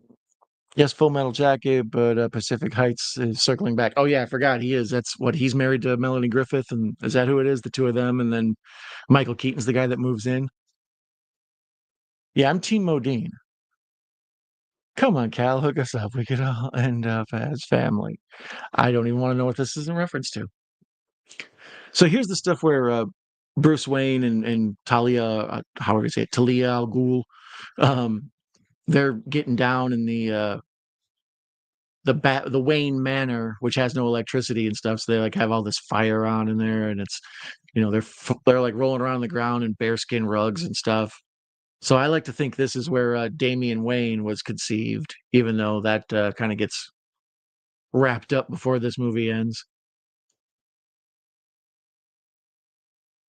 I don't know if any of you guys are familiar with the concept of a Damian Wayne. It's very frustrating. It's like somebody said, you know what? Jason Todd was terrible. Let's do that again. Um, For those of you who aren't Batman dorks, Jason Todd was this. After Dick Grayson got too old to be Robin anymore, he went on to be Nightwing. And then after that, there were other Robins that showed up. The most annoying was this Jason Todd dude. They killed him off later. They had a contest where, like, call in to vote whether or not you think we should kill off Robin. And everybody called in and saying yes. They were convinced nobody would kill off a child. And they were like, nope, we don't care if he's a comic book character or not. Kill that guy off. Um, but in Frank Miller's stuff, what's her name? Carrie Kelly? Is that her name? Something like that? Katie Kelly? Whatever the heck it is. Kitty Kelly. She was probably the best since Dick Grayson. But there was a whole thing where Batman impregnated Ra's al Ghul's daughter, and I believe they had this kid, Damian Wayne, and he's becomes Robin later on, and he's just this total asshole. Like he's always talking back to Batman. Batman will be like, wait out here, and I'll push him out towards you, and he'll go do what he wants anyways. Basically Scrappy Doo. That was what my problem with Jason Todd is. It's like Batman doesn't need a Scrappy Doo. All right.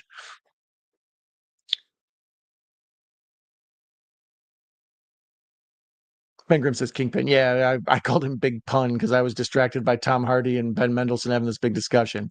Speaking of discussions, all right, let me scoot over so I can see the um, subtitles here, the captions. Um, this is where Catwoman lures Batman into this caged-in area underneath where his arsenal is held, and Bane's waiting for him. It was all a trap. She set him up because she thought she was going to get free, yada yada, whatever. So she has this like torn, conflicted role right now where she wishes she hadn't have set Batman up, but she did because she thought she was helping herself. And she's forced to just sort of stand in this cage and watch this fight, and Batman gets his ass whooped. Victory has weakened you. Yeah, these two are on this catwalk fighting it out, and Bane's just taunting Batman because he don't even feel his punches because he's just all jacked up, and Batman's been on the shelf for several years anyways. And even like that, where he throws Bane off the catwalk and he goes flying over, and Batman's cape sort of flails around as he spins to the ground like a paper airplane crashing to Earth. All of this is just amazing. The fact that it's in the like sewer system, so this rain is falling from the sky, this like water drop off, and the way they have Bane's like henchmen just sort of standing around with disgusted looks on their face, like Batman, you bitch, you can't do nothing.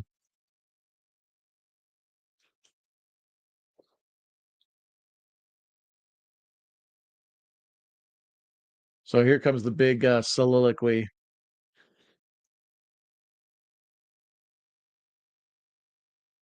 He throws like this like kind of dark things like theatricality, powerful agents to the uninitiated. But we are initiated, aren't we, Bruce? Members of the League of Shadows? And you betrayed us. That's what I need to do. Us? Gang of psychopaths. So this is great. He's choking out Batman. He's getting ready to throw him over the thing. I am the League of Shadows, and I'm here to fulfill Ra's al Ghul's destiny.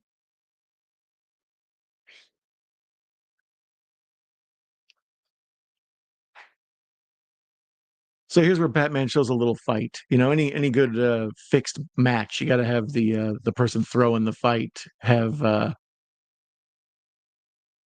some sort of shine. But now here's where Bane roughs him up. Admirable, but not enough. Oh, you think darkness is your ally, but you're merely adopted the dark. I was born in it, molded by it. I didn't see the light till I was already a man. And by then it was nothing to me but blinding. I'm going to start doing this. The shadows betray you because they belong to me. I like that version much better. The wacky cartoon voice. I'll show you where I made my home.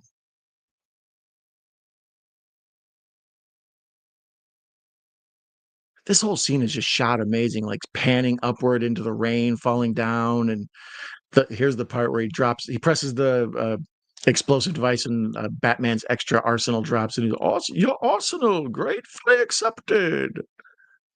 I love all this shit. And then when he breaks the mask on Batman, you know, it's sort of this like crazy symbolic. Because they even show in one of them where they're hitting it with a hammer. You know, it's like, well, Bane is apparently stronger than that. I was wondering what would break first. You will? Oh yeah. Although I don't like when he picks him up and does like the backbreaker thing because it looks like wire aided. It didn't look natural. There's like a CGI look to it, but otherwise, yeah, there's where he picks up the broken Batman mask. And Catwoman, you deceitful harlot, you.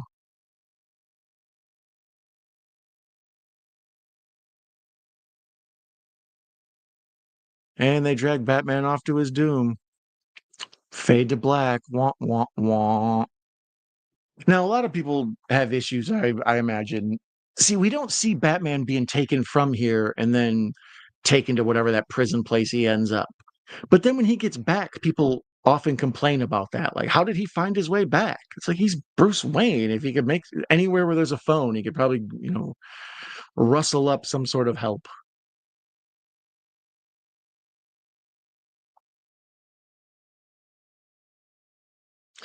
Anne Hathaway is bad at being in disguise.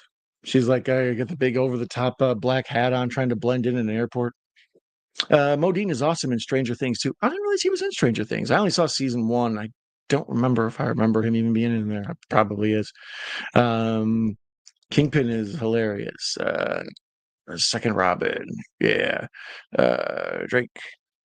Um, I have a copy of Death in the Family that comes with a bonus showing what would happen had fans voted for him to live. Oh, really? That's cool. I have the regular Death in the Family, the like big, looks like a year-end annual one or whatever. I did. I think it was originally out in like I don't know, like individual episode, like issues or whatever. Like, didn't it come out like two or three issues, and then eventually like they released the compendium kind of like three-story arc or whatever. Who's the better Supergirl? Helen Slater, Laura Vandervoot, Melissa Benoist, Sasha Cali, or Amelia Alec? I am not a Supergirl fan, as you can tell by the way I read all those names. I don't think the Helen Slater Supergirl is particularly a great film, but I've that's kind of the one from my childhood. Is Which one is the one from the Flash movie? Is that Sasha Cali or Laura Vandervoort or Millie Alcock? I don't know. Like I say, I'm not as big of a Supergirl fan as much. The Helen Slater one was interesting, but it's more just like fascinating for all sorts of other reasons than super stuff. She basically a great Batman and Damian came out of it. Yeah, pretty much. Jason Todd and Titans was a good story. Yeah, I saw he showed back up, and I was very confused by that. Son of Batman trilogy is good movies though. Oh, really? I saw that first one with Damian Wayne, and I was like, brutal. I was mad at him. I was like, just let him die. Um, let's see. Vandervoot is Queen. Melissa was awesome though. The original Supergirl. Speaking of Robin, anyone read Burt Ward's memoirs, Boy Wonder, My Life in Tights? He had a real rock star life. Yeah, that's what I'd heard too, that he was like out, very popular with the ladies or whatnot, invited to a lot of crazy Hollywood parties because he was Robin. Shout out to Helen Slater, though. Yeah, I knew Kal-El would cape for Helen Slater. What do you think of the Supergirl from Flash? Yeah, that's the Supergirl who was pretty damn good. I enjoyed her portrayal. Like, I like the idea she was struggling with her rage and trying to control it. She was kind of like a Hulk. Her deal was getting herself under control so she could be a valid superhero. I like Sasha Cali as Supergirl. Interesting. Uh, I'm a superhero movie TV fan. Yeah, I've said it before. I'm so shocked at how much superhero stuff there is nowadays. Like for so long, up till like pretty much these movies, the Sam Raimi movies and the um, Christopher Reeve Superman and then the Michael Keaton Batman, those were kind of the big three superhero on big screen movies. All the other stuff, yeah, just not as much. It just didn't really work as well. But then after the success of Sam Raimi's Spider-Man and all the money it made, that's when we got the green light out of this earth. And Disney acquiring Marvel was a huge step in all that. But DC, they dropped the ball for years. If you own Superman, Batman, and Wonder Woman, and you can't make a movie every 3, 4 years or sell the rights to somebody to make a movie every 3, 4 years, there's a problem.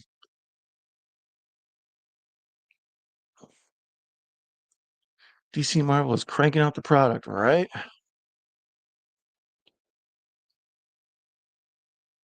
This part always confuses me, though. Here's where they send Catwoman to, I'm assuming, Blackgate. That didn't look like Arkham to me. So they send her to prison, and they've got her in like general pop with dudes and stuff. I don't know. Maybe maybe Gotham's very progressive is with their criminal justice system. Right there, Tom Hardy is so juiced to the gills. Like he's not just on steroids; he's on like horse semen or something.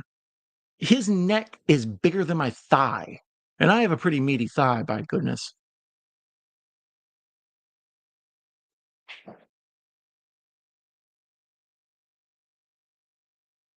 No, Joseph Gordon-Levitt is the Robin in this was a good choice. I thought it was a fun little reveal at the end. he's just sort of this do-gooder cop who's involving himself in all this stuff and go sort of overstepping his boundaries. And at the end, where they mention, "Oh, I like your middle name, Robin," and it ends on sort of this, the idea of the hero that saves us doesn't end with this trilogy. It goes on in perpetuity. There's always going to be good people out there doing good things. Hopefully. So here's where Batman wakes up and he's in this crazy prison and all these like I don't know, just this whole thing with his broken back and he like builds his own I don't know traction or whatever you call that, where like you pull yourself up so you can sit. This is all just insane and painful. It makes my back hurt watching it.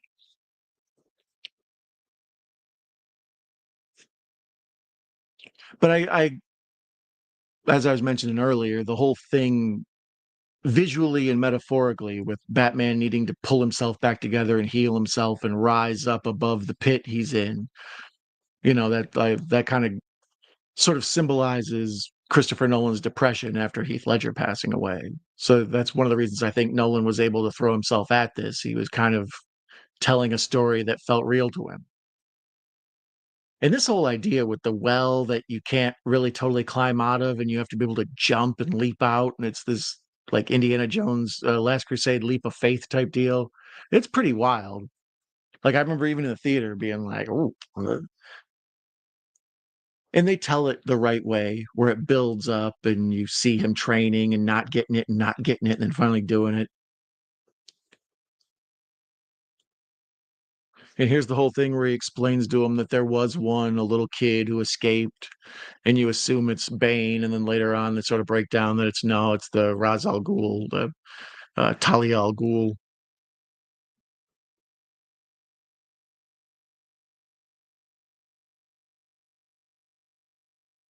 Here's where all the basically the police of Gotham are just pouring into the subways and sewer systems, and then they blow the gates and trap all the cops underneath the city. It's like, you idiots. You didn't want to leave at least a couple people behind at the police station or nothing?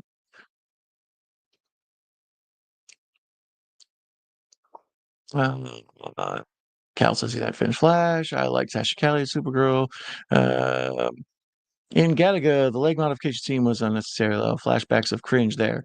I barely remember Gattaca. I'd like to see it again. That you're talking about the Ethan Hawke, Uma Thurman, who is that? Jude Law, maybe. Um, but yeah, that was a cool, interesting sci-fi one, thriller, if that's the one you're talking about. I'd love to see him bring back Amalgam Universe where DC and Marvel merged characters. I'd be down for that. Well, they're just certain like characters that line up so well. Like Batman and Superman or Batman and Spider-Man both kind of deal with stuff at the city level. Superman and um, Fantastic Four with some of these other folks, they deal with things almost more like a cosmic level. They deal with big global problems, as where like Batman and Daredevil and Spider-Man are good at just like taking care of a city. So you can tell different stories when you mix those characters together. I always hate when they got like Batman in outer space. He's got like a weird Batman space suit on and stuff. Dark Claw was Wolverine Batman. Dark Claw. That's kind of cool. Marvel versus Capcom. We could have Hugh Jackman as Batman. Interesting. I like where you're going with this. No, I saw it once years ago, but that scene stuck with me. I love the Amalgam Universe. Spider Boy was awesome. Super Soldier. Dark Claw. Look at you guys. Now you're selling me. Now I'm going to go out and buy some run of a comic book that's been out of print for like 20 years.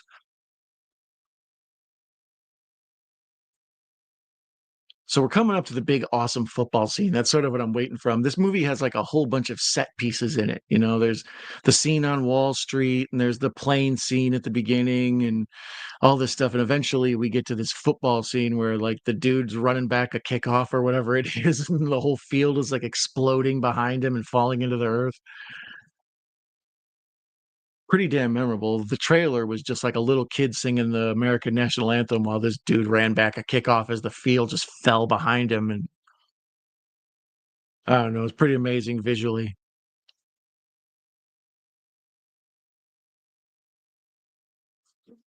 Super Soldier was Captain America and Superman. Hmm, that's a good combination. I always dug those like what if type things, like what if Superman was a Russian or um what if like I think there's a Marvel Zombies what if, and then what if Pepper Potts had become Iron Man instead or whatever. I always thought those were kind of interesting one-off stories as long as you understand they're not like part of the main universe.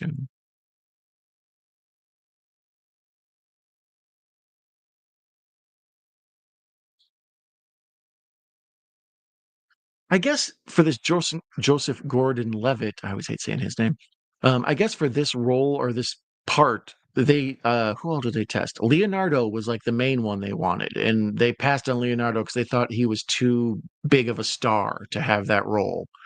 Um, so they didn't want Leo in that, and that's why they used him for Inception instead.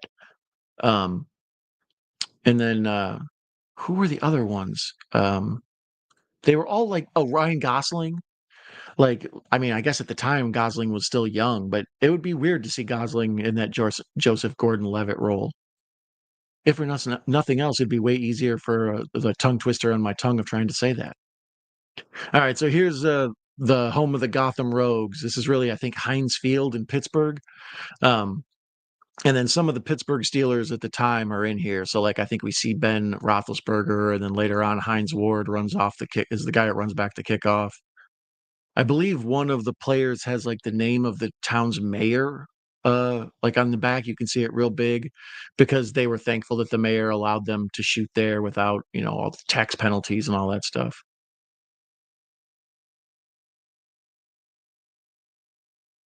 Yeah, this is dope. Bang comes on this big, ridiculous, oversized winter coat with the high neck thing, and it looks like a vampire or something. And here's this crazy mayor who wears eyeshadow to work every day. I always think that's like, why does that mayor have mascara on? I mean, there's nothing wrong with that. That's his choice. Maybe that was how he got voted. People are like, I like him. He's very freewheeling and progressive. Yeah, there's Roethlisberger.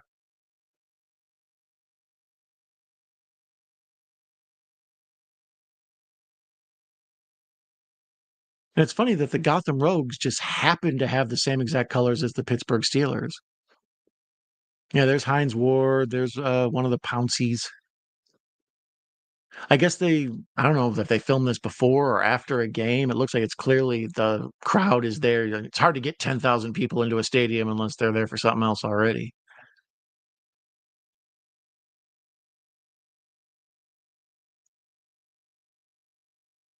So yeah, here's the part where they start blowing everything up and they trap all the cops underneath the city and they, explain that this scientist is the only man that can stop this tragedy that you're in, and then they go ahead and kill him right in front of everybody.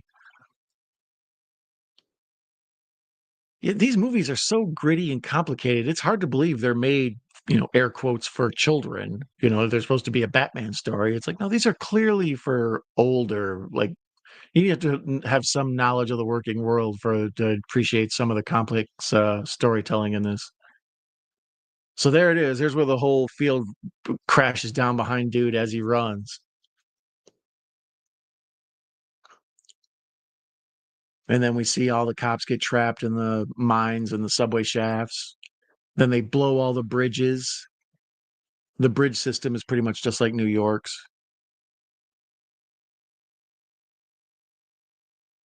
Yeah, I never really realized Gotham was an island, apparently. Since when? My problem with the first one is that they have like this big monorail like train system set up, and the end plays to be just like the end of Spider-Man. It's like we already saw a movie where you guys fight on a train at the end. What is this, like an old 1920s black and white western?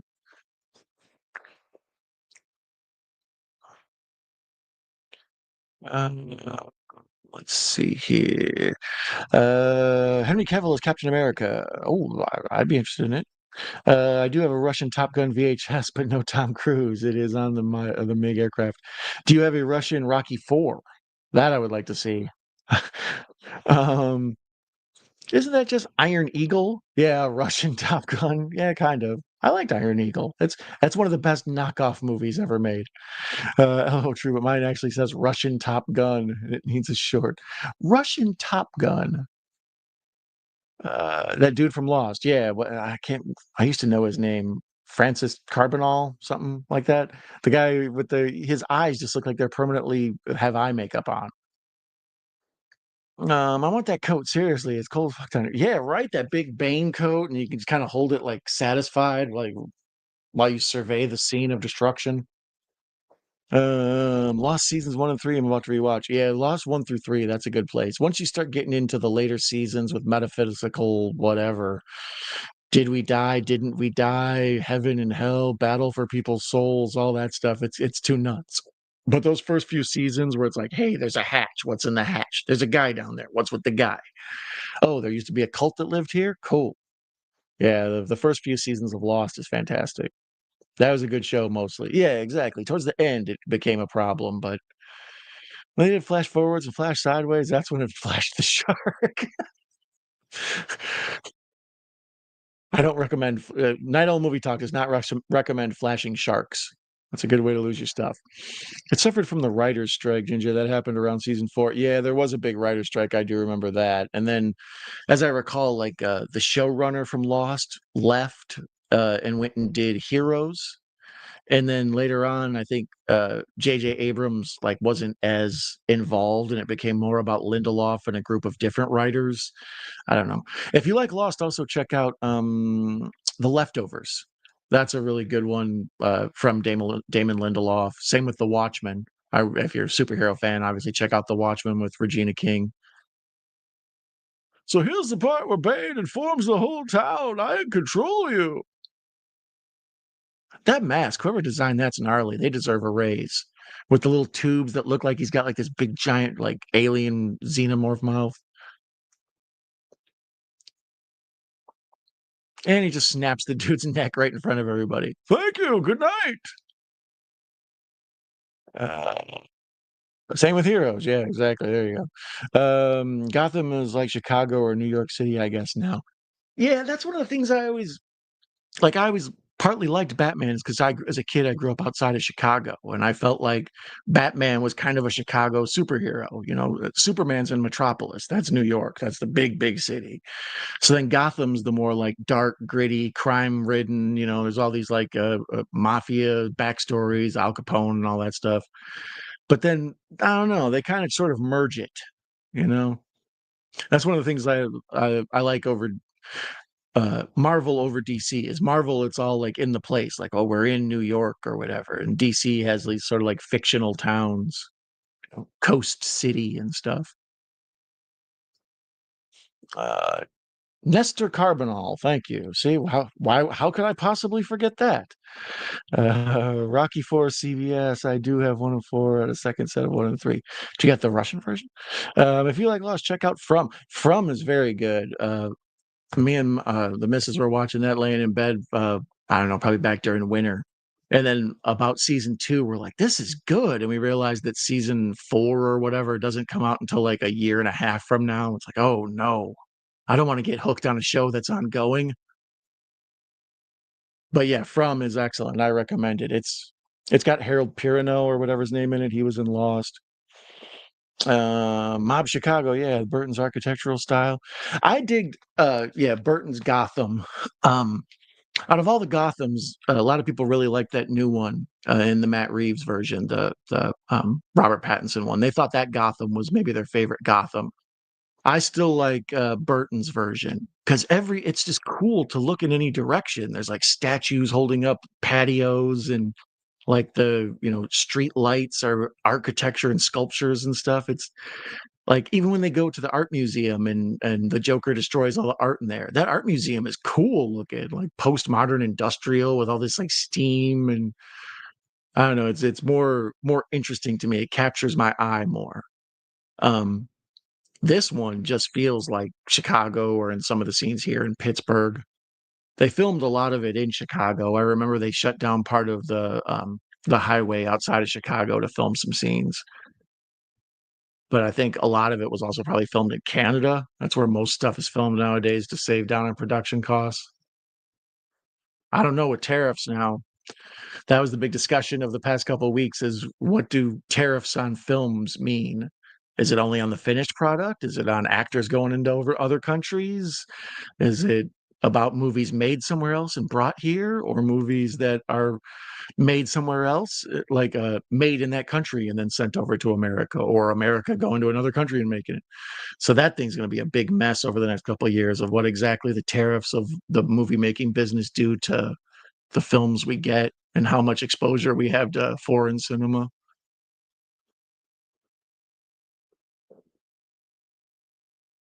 I dig that Bane's Batmobile army that he has there. He has like three of them that ride together. They're still camouflaged. They haven't had them painted black like Batman would like quite yet. Makes them look more urban guerrilla, you know?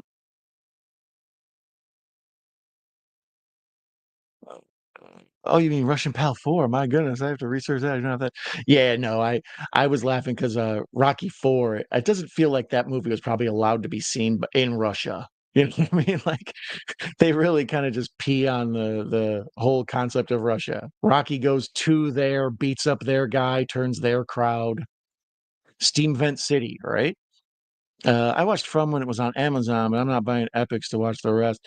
Yeah, what is it? MGM Plus or whatever, or is it Paramount? One of them two um, is where I watched it. I think MGM, right?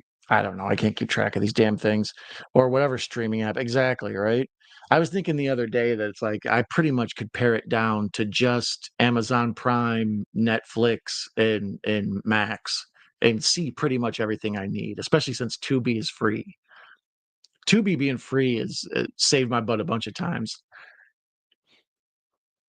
Jason, Ginger Ninja, while I'm thinking about it, I watched Blackwell Ghost movie one the other day and then tried to look for the rest and like couldn't find them. They weren't anywhere on streaming. I was going to start checking Tubi in those places. Where did you end up watching them?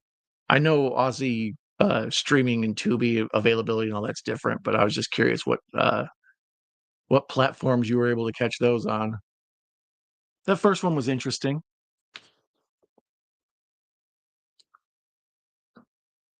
I really liked season one though.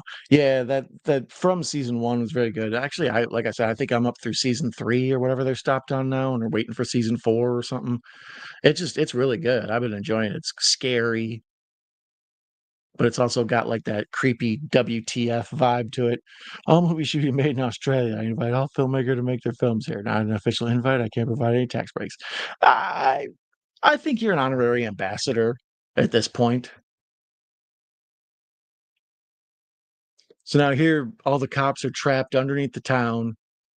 Robin goes and sees Gordon, and Gordon basically tells him like he's given up. There's nothing we can do. We've lost this fight. And then this whole thing where the town just falls into like almost Escape from New York world or something. Like the villains run everything. It's all closed off. Everything falls apart. All the cars are just like crashed on the sides of the road. It looks like apocalypse. And then the thing where like they're Scarecrow is the judge, and they're like trying people and making them walk out on the ice and all that. This is like a cool third act of the movie. It takes an interesting development,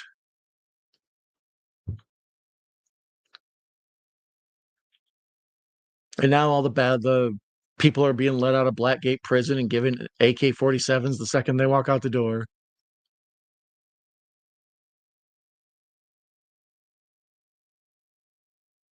Dang, I forgot that the bad guys walk down the street like the mob and I, Robot. We're angry at these robots and we're a mob.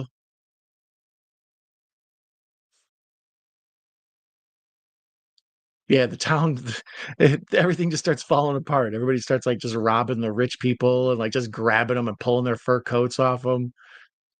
It's like this total like anarchistic wealth redistribution fantasy with Bane behind it all.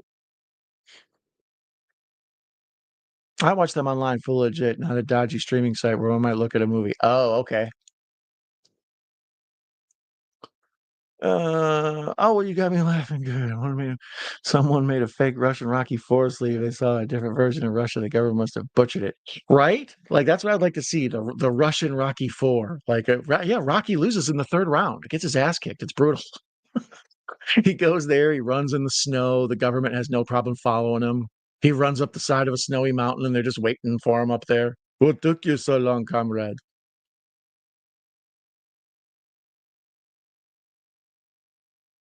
The Gorbachev cut.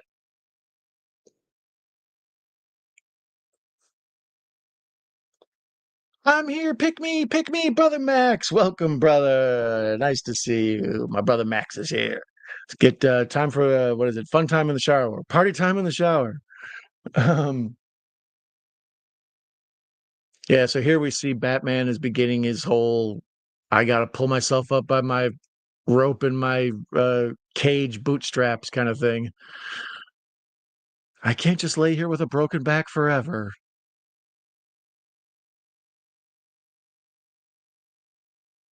And the actors they get to be stuck in him, like down in this hole with him, they all feel like people who've lived in a hole for a long time. That's a strange casting call. Excuse me, do you look like you don't get out much?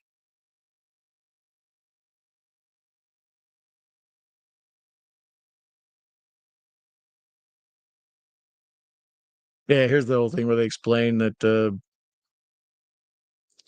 this soldier of fortune, mercenary guy, yada yada, and they show him from behind, and then you can sort of figure out that it's Ra's al Ghul by his facial hair.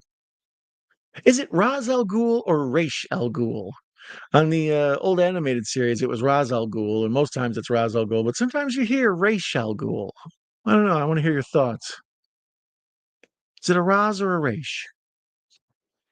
And if it's a Raish, just put a little lotion on it. You'll be fine.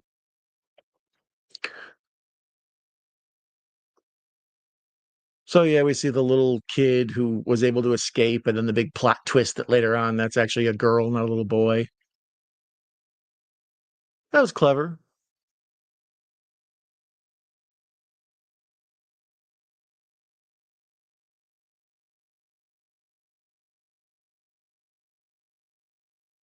I don't know if I dig the whole Bane as her protector in the evil well prison or whatever.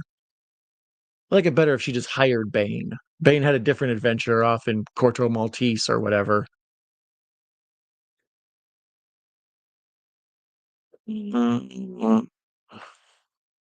Howdy, Max. Yeah, everybody welcome my friend Max. Max is a cool dude. He often joins me when I hang out with the Boglin crew. Brother Max pops in. He's good late night folk. Speaking of late night, it's 1:34 Eastern time here in the US. I appreciate you being awake and hanging out with me or watching on the replay. So here's where, yeah, they kind of pull Bale up by this weird like rope contraption and crack his back, and then he just starts doing like push-ups, and that fixes everything. It's like, I'm pretty sure you got to do more than that for a broken back. Push-ups are not the answer to everything. Here's Liam Neeson reprising his role as Ra's al Ghul, Ra's al Ghul, potato, potato. He's such a weird actor. He has like this gravitas, and he's like this important guy when he shows up. It's like, ooh, Liam Neeson's here. This is a big deal. But he's also like the star of these low budget $5 direct to Redbox movies.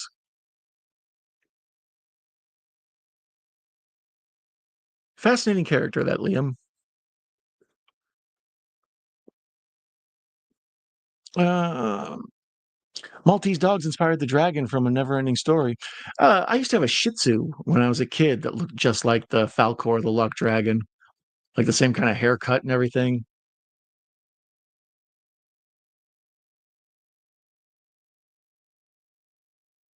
Yeah, this is all too long. This exposition of like him needing to like this should be a montage right here. What we need is a montage. Um, him getting himself back together and strong enough to get out of this damn well. They spent a little too long telling the story. I mean, I feel them. We don't want to rush through it, but at the same time, no need, no reason to drag your feet.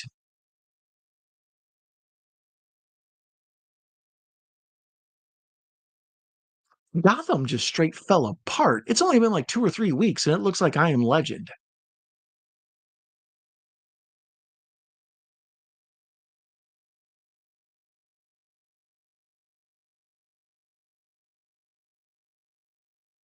Hmm. And then I forgot that Anne Hathaway has like a or Selena Kyle, whatever, has like a girlfriend in this. Because she does the Zoe Kravitz one does too. They always got Catwoman leading an exciting life before she runs into Batman. It's hard to believe that you settled down and married Batman. I had to take it easy. I was living life too crazy.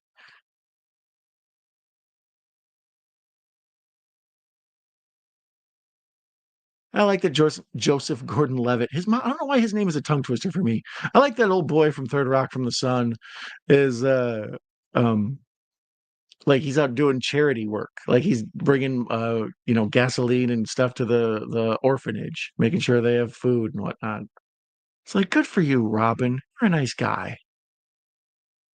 All right, so there's Batman doing his push-ups. His back's going to be healed in no time.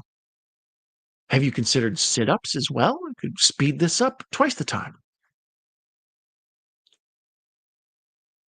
Oh, pull-ups. There you go. That'll fix it. How can you get more strong, Batman? You are already Batman. You can't, you don't want to be overly Batman. Never go full Batman. I like that the people who live in this well prison also have like this little choir. Once or twice a week we get together. We're like, cha-cha-dum, cha-cha-dum, cha-cha-dum.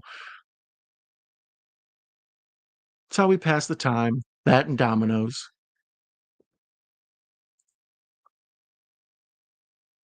I don't know why they all just jump. It seems like there's two or three more rungs they could be climbing on. And no, way short. Ooh, yeah. You're not exactly Jordan taking off from the free throw line on that one. Now he's just dangling there like a bat yo-yo. Hey, you tried, and that's all that matters. Uh, Redbox is dead. Yeah, there's one in front of the grocery store around the corner, and whenever I go there, I'm like fascinated by it. Like I look to see if it's getting traffic and stuff. All the Walmarts used to have them around here, but not anymore.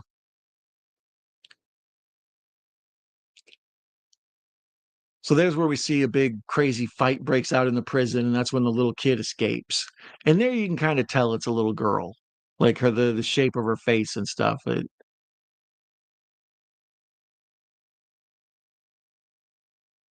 Hey, Don's Mart. Shop smart. Shop Don's Mart.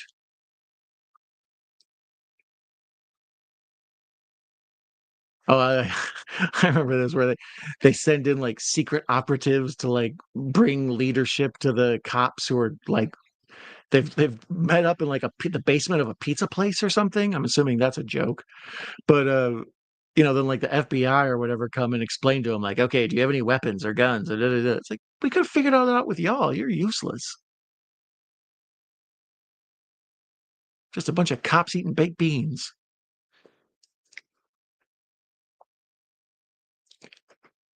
The well people seems like the cast of Alien 3, right? That's what I mean. They it's weird to be have a call from your casting agent and be like, okay, we want you to go in and read for a part. You look like the type of person that would live your ass in a well. Yeah. You got sunken in eyes and a pale complexion. You seem like you've probably done weird things to people who are defenseless.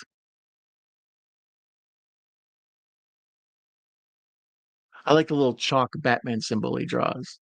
It's like a little V with like two little lines. And then they just mark everything. Like, okay, we're over here. And here's where the cops kind of regroup and pull themselves together. And as we see, Batman's also pulling himself together, and everybody's got their separate storylines, and they all kind of come, meet at a pinnacle and overthrow Bane and what have you. But it just takes so damn long to get there. My goodness, how much longer do we have? Uh, are you kidding me? We still have 53 minutes to go? This is absurd. You ought to get a free Buick at the end of this. At least a bowl of soup, or hat, or something. Commemorative cup. Free T-shirt? Something?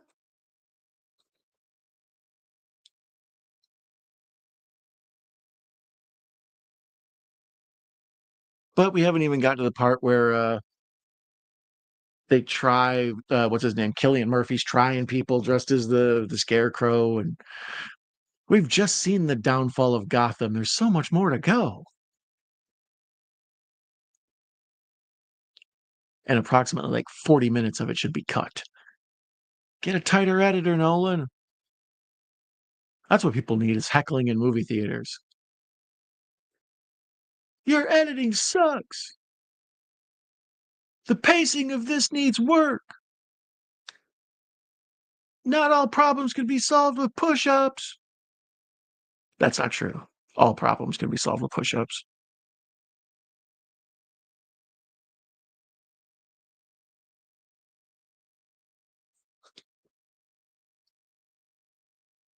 So yeah, we're just dragging on. I kind of like Morgan Freeman in these movies. Like Lucius Fox in the comic books was kind of a interesting character, but not, that important. But here when he turns up, he's just such like I don't know, it's Morgan Freeman. It's like I said about earlier with Liam Neeson and Michael Caine who turns up. It's like some people just have gravitas attached to them. So to have Morgan Freeman just show up, it like legitimizes Batman. Oh, well, you must know stuff. You talked to Morgan Freeman.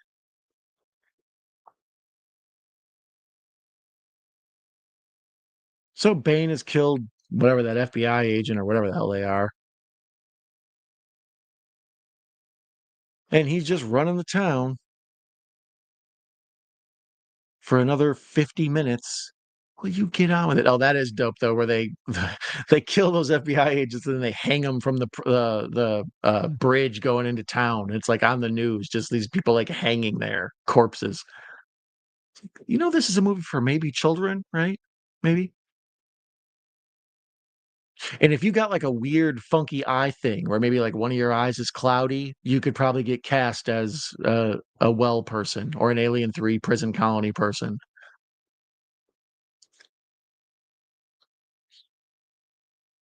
Uh, For a while, people were using red boxes getting discs and not being charged. Confirmed faxing. Um, Scully Mulder job security is donut cops. I believe that. How long is this movie? Too long. Morgan Freeman is the legitimizer, right? Pretty much. It's like, well, we have this silly Batman movie about a guy that dresses up like a giant bat and goes out and fights crime in the middle of the night. It's like, but here's Morgan Freeman and Michael Caine.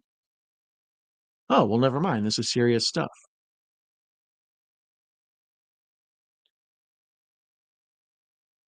But in general, these movies are cast amazing.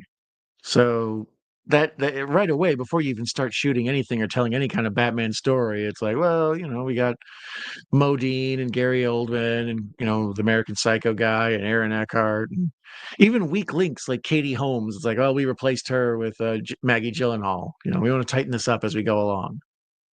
And even like the side characters, like when I was mentioning Ben Mendelsohn or whatever, that guy for a very small role, he's a very like talented, recognizable actor to just give this film credibility. You know,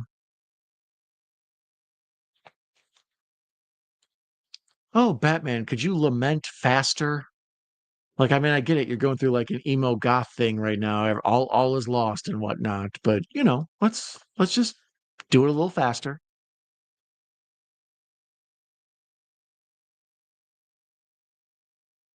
So here's attempt two, where he packs up all his crap and he's going to climb up the side of this well and try to jump out. Rise, rise, rise, rise. So he's going to go without the rope because by using the rope, you just already tell people right up front you don't believe in yourself. So if you go without the rope, that's how it's like. I mean, business. It's do or die, bruh. Is this barefooted too? Like it seems like you need like a good running shoe for this. Oh no, he's got some kind of Keds. Oh, I forgot about the bats. Jump scare. Free jump scare. Nice. I don't understand. It's like a 15-foot jump from one ledge to the other ledge, but it's like an 8-foot jump to just climb out of the well. Go up, not sideways.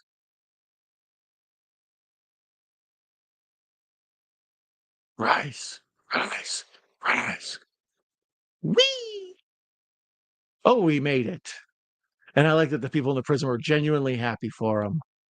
Hey, rich guy we never really talked to that much because he was always doing push-ups. We're glad you made it out. You seem like the best of us. Things just haven't been the same since that little girl from The Ring jumped out and climbed out of that well. So hopefully you'll put some good back into the world. God bless you, Bruce Wayne. See, there's a big city right there. Batman just climbs out. He goes to the big city, makes a few phone calls, pulls out the American Express bat card like Arnold Schwarzenegger or George Clooney had, and it's fine. He's back home. So here's the sort of kangaroo court with the Scarecrow as the the judge. I never realized he's got like 85 desks piled up on top of each other. It's like the bureaucratic version of Game of Thrones. I have all the desks. Uh, My uncle has the dual eye color going. We have a cast. Oh, I know, right? But the dude across the street is like a bald, kind of non-English speaking Cuban guy, and he's totally yeah. He's got the gray stubble and everything. He'll fit right in. My DVD of this was 45 cents, 153 minutes. Oh.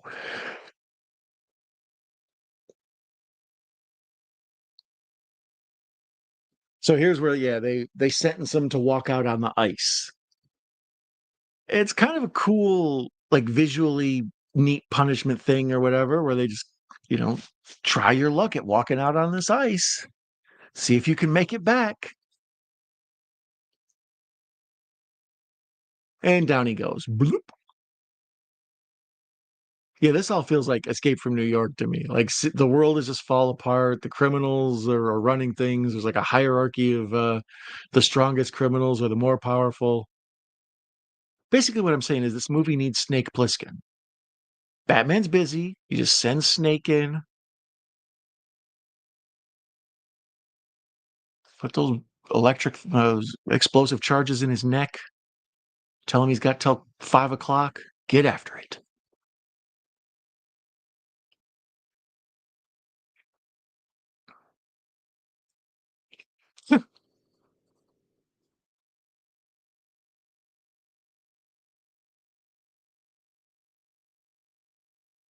So yeah, Gordon goes and tells Modine, time for you to be a real cop. We're sick of you being a big puss.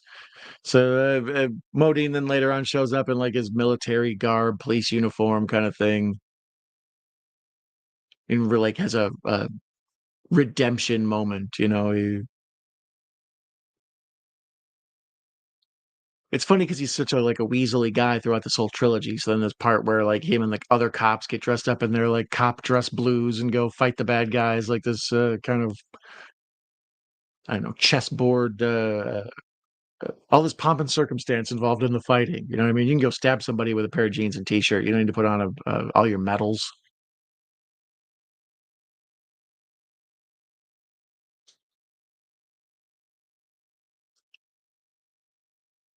Hmm. Well, while we're waiting for something to actually happen, let's see. IMDb, this is rated an 8.4 out of 10. And if you guys are familiar with IMDb ratings, that's very impressive. The usual movie gets us high sixes. So some of the highest rated movies they have are like, 8.5, just under nine. So for this to be 8.4, time has been very kind to this movie and how people remember it. Rotten Tomatoes, 87% by the critics. So obviously, despite the early on kind of stuff where it didn't get a lot of love and people didn't like Tom Hardy's voice and all of that, it it found a home on cable and home video and people really started to appreciate it.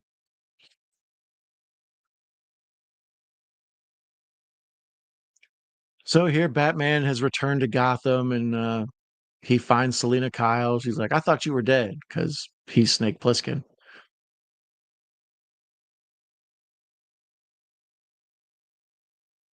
I don't know. What do you guys? Are you guys Pro or con Anne Hathaway? Thumbs up, thumbs down.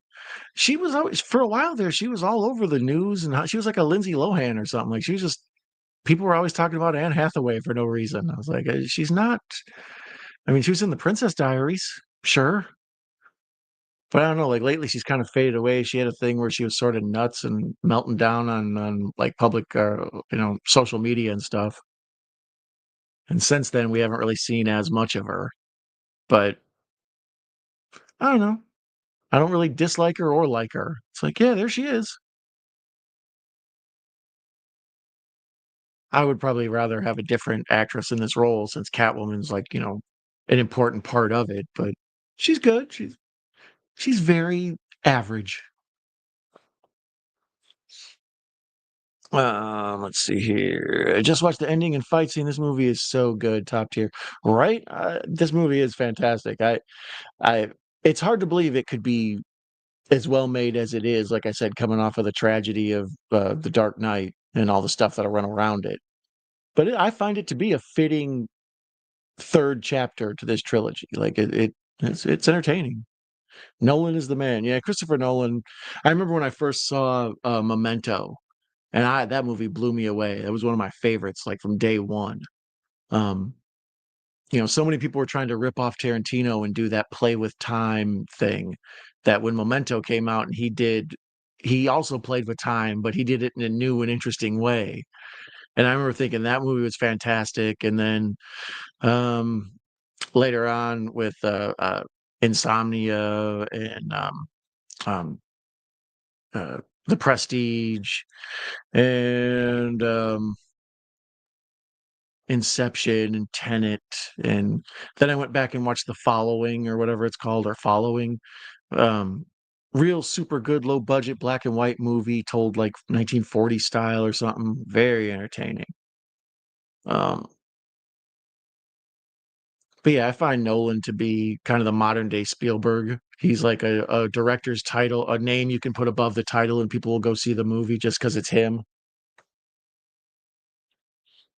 Cabby Ernest Borgnine driving around chucking Molotov cocktails, right? Like I expected Bruce Wayne to get picked up by Ernest Borgnine or at least Steve Buscemi.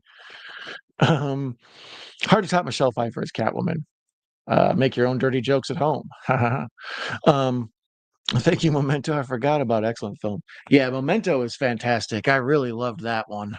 Um, Guy Pearce and uh, what's her name? Carrie Ann Moss and Joe Pantoliano. Um, I would like to see Nolan direct a James Bond movie. There's talk of him maybe doing the next one. I don't know. Because Tenet felt like kind of a James Bond ripoff. Uh, so I would be interested in seeing Nolan get a big, huge budget and get out there and make a Bond movie.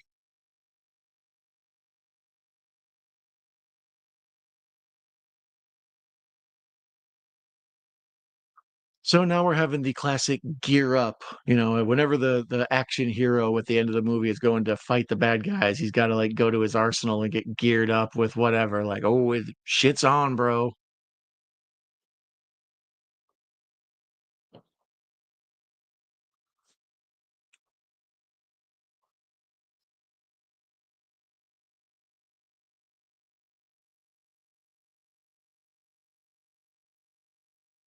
So yeah, now there's this whole more just kind of like spinning our wheels with this convoluted plot about the unlimited energy source thing, yada yada. It's like just get on with it. You know damn well the police and Batman have to retake the city from the bad guys. That's all we're trying to accomplish here. And Gordon and the police officers are all walking across the icy river that we've just seen people crash through before. So there's this big tension scene.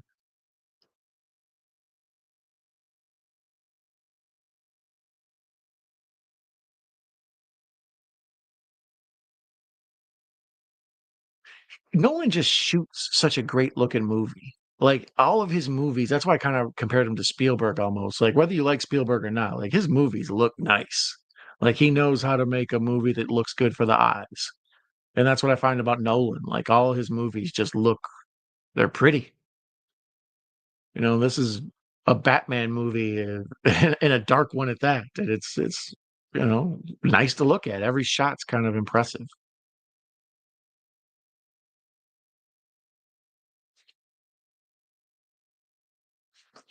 All those wonderful toys Joker talked about, right? The arsenal gratefully accepted.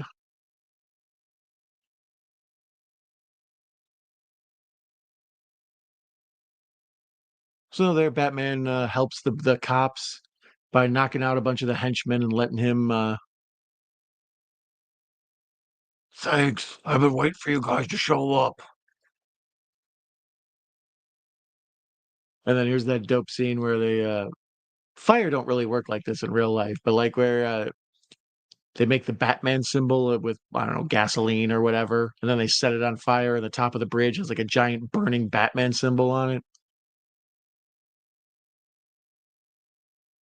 And Bane knows, oh crap, oh spork, I'm screwed.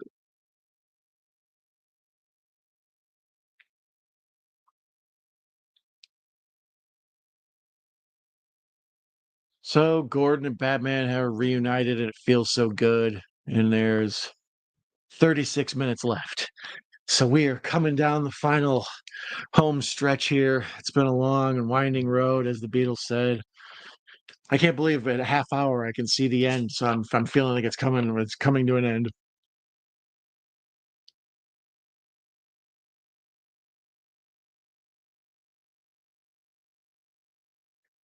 So there, it looks like they're getting ready to cap Joseph Gordon-Levitt, and Batman just drops out of the ceiling and beats up everybody. Much to his amazement, he didn't think Batman was real. It's like the superhero goth tooth fairy.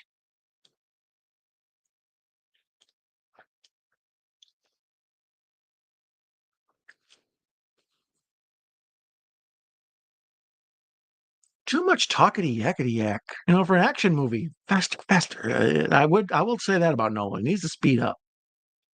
I believe his brother like helps him write most of the screenplays that he does. Like him and his brother kind of do the final polish on what's going to end up on screen.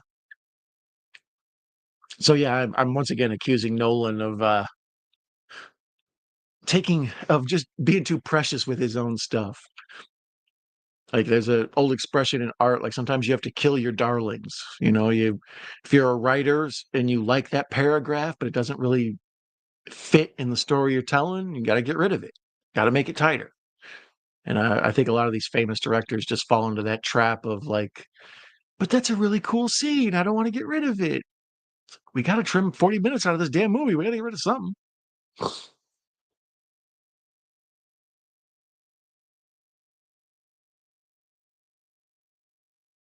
Yeah, just a bunch of cops standing around looking at their watches. Can't we trim that and get like 12 seconds back?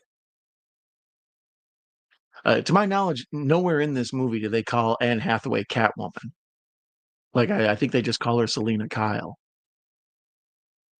And here's where she gets on the motorcycle. Admittedly, she has a little bit of sex appeal, charisma, whatever you want to call it, while she's on that motorcycle. And I like the whole thing where she has the goggles, the red goggles like Catwoman used to wear in the comic books, but she folds them up like sunglasses and wears them on top of her head. So the way the little like eye lenses sit, it looks like she's a cat. Like whoever thought of that, they were on their game that day.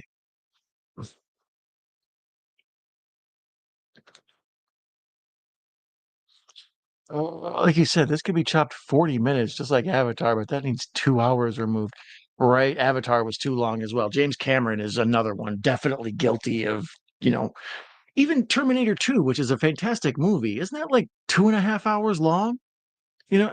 These movies don't need to be this long. I'm serious. 2 hours is great. I feel like I got my money's worth. But if you got to like, I don't know, plan a block of time because I'm going to need a big chunk of the afternoon or evening to watch, whatever. It's just too much. So here's the big face off of the street I was talking about, where all the cops show up and they're like in their military, like police blues or whatever. And then all the bad guys are all like dressed like I don't know, Al Qaeda members. They all like have half camouflage and big scarves on for no reason. And then the two of them just sort of like clash. That looks like Gangs of New York or something.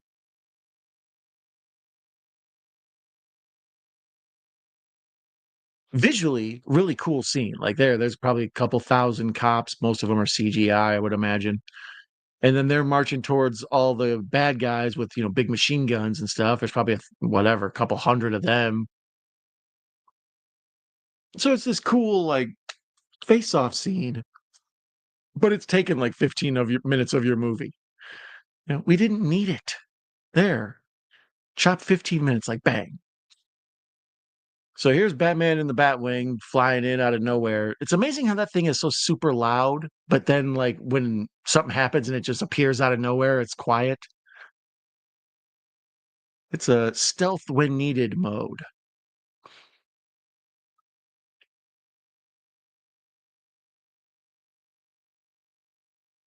There, Anne Hathaway. See, one of the things with Batman is he's anti-guns and cannons and stuff. It's all about wits. He's a detective. So a lot of these newer movies, the Zack Snyder in particular, I really hated. They often have Batman using some kind of gun. Like even here, they have him use like this electric pulse gun to shut the electricity off in the tunnels and stuff. I don't like anytime Batman pulls out a gun, whether it's a rifle or whatever.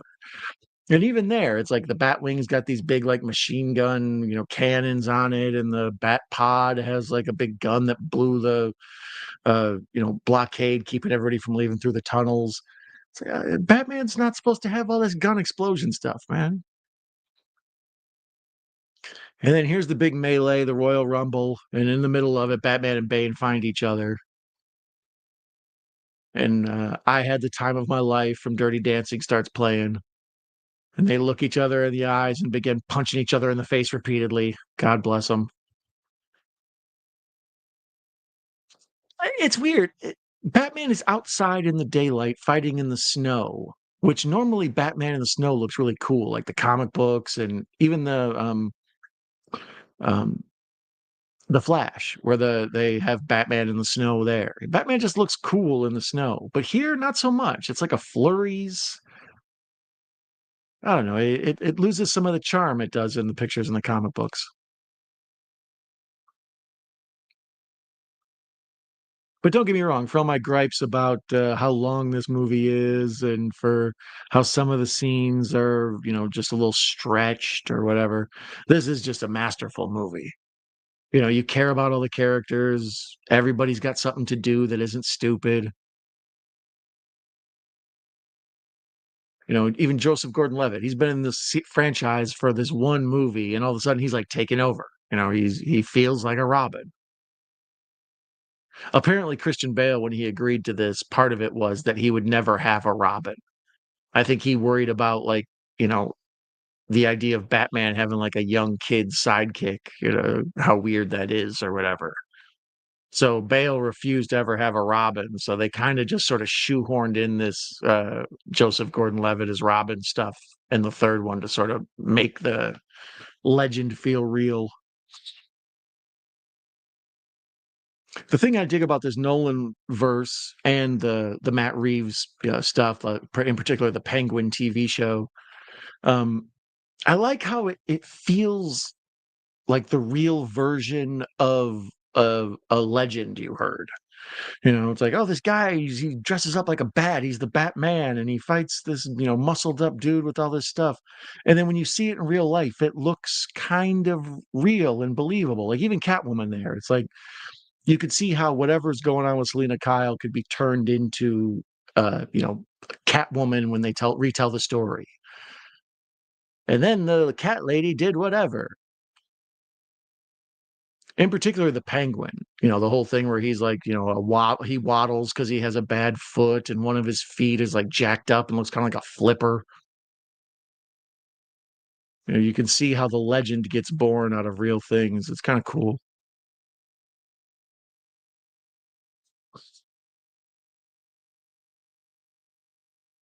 So now here, Batman has the tables turned. He's beating the living crap out of Bane.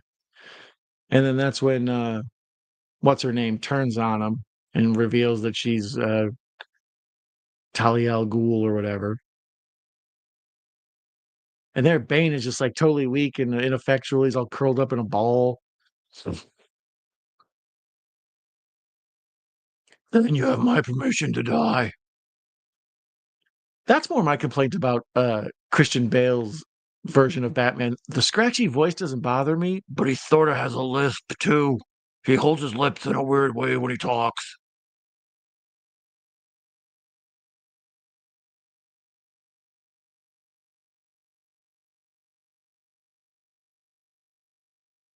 But these close-ups here, where Batman's right up in his face and you can just see deep into the eyes, it looks like a demon. That was one of the things that jumped out at me about Batman Begins is like the just the way he looks in the cowl. Like he looks like a scary monster to criminals. Michael Keaton's Batman, not as much. Looks fun, but not scary.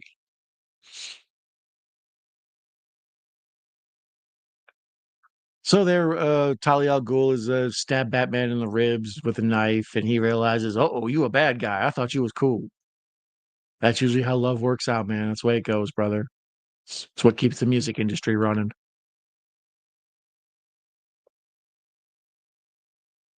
He's like in total shock. How could I have been so stupid this whole movie? Probably too busy doing push-ups. And young Marion Cotillard or whatever looks like young Elijah Wood.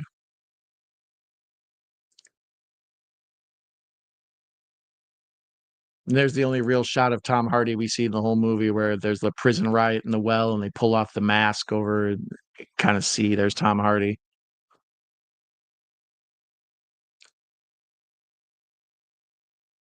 Let me check.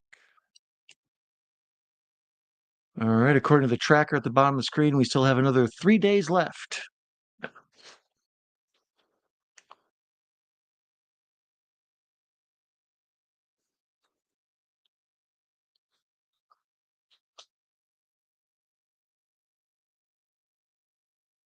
So there they explain, that when Bane got his ass kicked in the bottom of the well, that's where that whole mask thing came from to repair whatever damage they did to his face.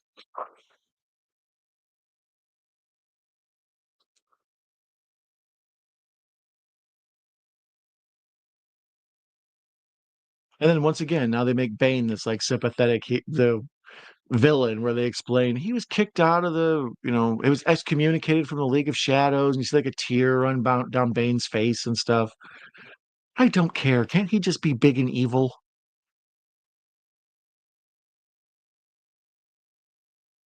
And there's the big crazy magnetic ball or whatever the hell it is. I was just think cold fusion. The MacGuffo ball. Right now, there's a giant MacGuffin outside. If you hurry, you can get it.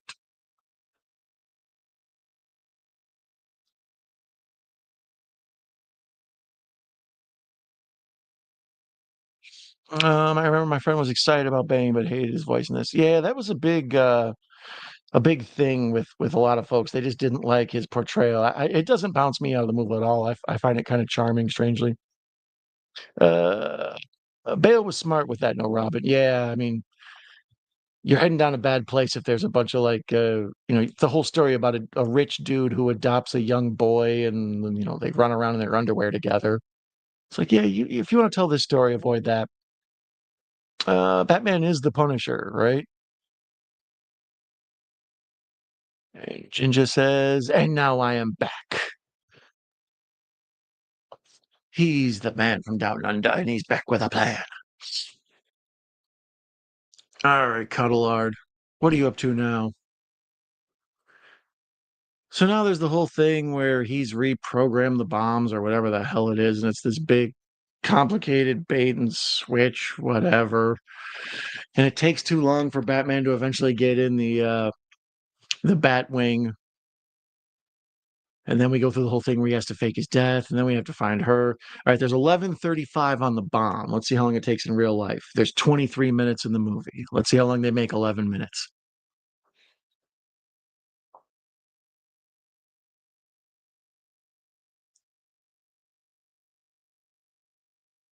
So now they're trying to cross the oh, that's right. This scene's kind of awesome. Robin is trying to get these orphans across this bridge, and the police have been told don't let anybody cross, or we're gonna have to open fire on you. So Robin's leading like this group of children across the like into gunfire.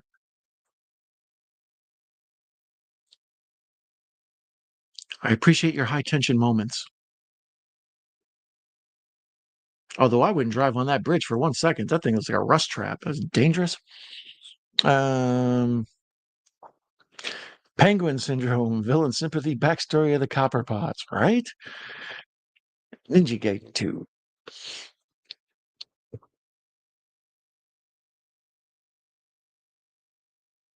Yeah, Marion Cotillard is good. Like she has, like you feel the emotion coming off her. Like plays very serious and thoughtful well. I just don't know where she turned up from. You know, Hollywood does that. They'll be like, here's 3 years where this actor is in like everything. And then after that, they just kind of turn up sometimes.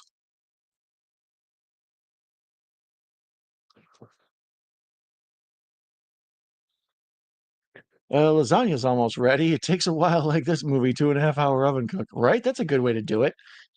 It's like if you get some sort of special dish at home that you cook, just base it around how long it takes to watch one of your favorite long movies. It's like, oh, I'm slow cooking the barbecue ribs. Let's bust out Goodfellas.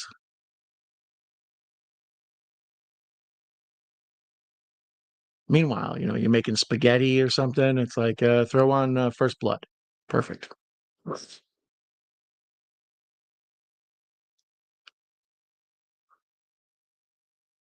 So it appears that real time is going faster than the time in the movie. So we're about still less than 11 minutes, more than 11 minutes left on the bomb.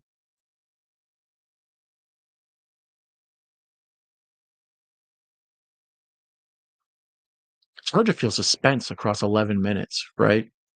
Like suspense has to be 30 seconds or less. The counting clock, preferably under 10. That's when you start feeling suspense.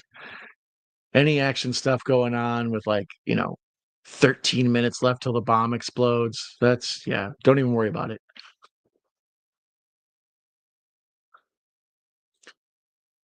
And here's where Joseph Gordon-Levitt explains to the cops, I was on a very successful television show as a child star. It was about aliens who lived in America after coming here from Mars. It was called I Look Like a Little Girl kind of, but it's not important right now. What's important is that you let these kids across this bridge. And they're unimpressed with his whole Hollywood backstory thing. Damn, they opened fired on him. They must have seen Don John. I've never seen Don John, but the story about a compulsive masturbator just it didn't seem like a movie I was, anxious to get to. Got other stuff I need to first. Got Captain America: Brave and the Bold before I get to Joseph Gordon-Levitt banging one out to MTV or whatever the hell he was jerking off to in there. So now we're at 10 minutes and a half, 10 and a half minutes left on the ticking time bomb. Even your time bomb takes too long, Nolan. Shave 8 minutes off this bomb. Wake me when we're under 3. Wake me up before you blow. I believe George Michael said on several occasions.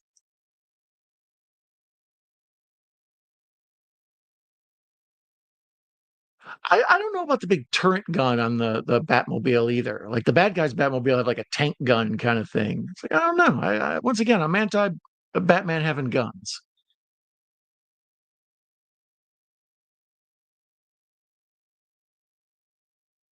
But once again, a crazy chase scene, like two different Batmobiles, the Bat Pod, uh, the Batwing. You got this big military vehicle with the MacGuffin in the back. It was very expensive. I don't know how you could make one of these movies for less than the, you know, uh, national debt of like China, the gross national product of France. Oh, damn. Now we're down to under 6 minutes. See, he took my advice. He was like, get on with it. Okay, orphans, we're going to get back on the bus. They were unimpressed by my appearances on Third Rock from the Sun. Did you tell him you were in Brick? Oh, no, hold on. I'll go back. Brick is good. If you haven't seen Brick, I recommend it. Oh, so there, the Bat Pod took out one of the fake Batmobiles, and now there's heat-seeking missiles chasing the Batwing through Gotham. We've got ourselves a real pickle here. Whoa! Are you gonna fly up in front of the moon and be like a bat symbol? Because Tim Burton beat you to it. Oh, snap! He did the old confuse the heat-seeking missiles into blowing up their own guys thing. You know, the classics never get old.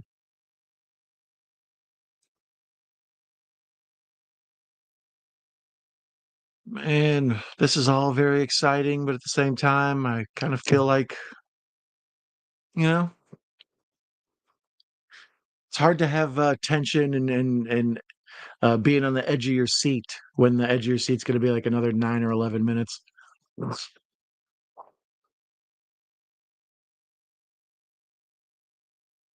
But they're driving through the explosions and then right through the median down to the next level underneath. Lots of trucks doing crazy stuff in these movies. I dig that. Ever since that truck did the end over end somersault in The Dark Knight, they set the bar too high. Now we just have to have trucks doing like somersaults and backflips and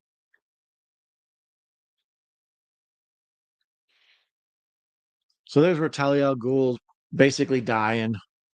And she explains, I'm still blowing everything up because I'm mean and I'm a bad guy, and that's what we do. And Batman's like, oh hell you're not. I'm gonna steal your MacGuffin and put it on my Batwing and go fly it away. And I may or may not have fixed the autopilot.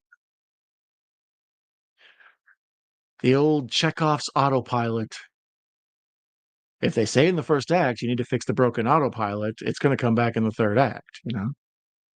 And by Chekhov, I mean the pilot of the Enterprise.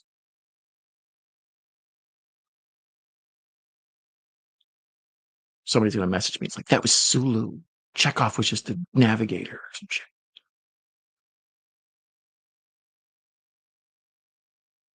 Batman is still just like staring at Talia al Ghul like she's a dog looking at a ceiling fan. He's just like, I can't believe you're a bad guy.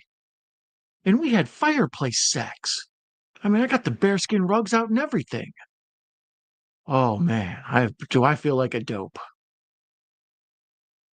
I really wish I would have bought those roses. That's cool. I never noticed in this one, he's got that like, they had to fix the problem in the old Michael Keaton version where the cowl wouldn't turn. So in these ones, they give him like a helmet. And then here you can see kind of close up along the back of his neck, there's like platelets where a spine goes and it's like shiftable and adjustable. So it looks like he could probably get like hit in the back of the head with a baseball bat and be fine. Pretty clever. All right. So now oh, Gordon explains to Batman, look, there's nothing we can do. This thing's going to explode. So then Batman picks up the MacGuffin and flies away with it. Like I said, we're going to reveal later that the autopilot on this is fixed. Not to spoil or anything. Kids, Batman's okay, I promise.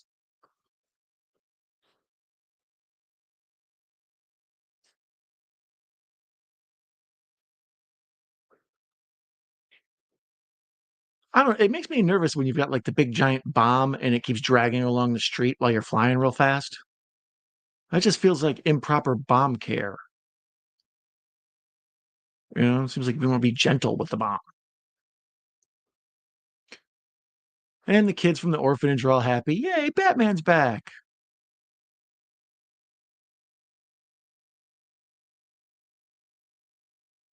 That'd be cool if he was flying and carrying that big bomb like a wrecking ball and Miley Cyrus was hanging on it. That's a 20-year-old reference, maybe 15.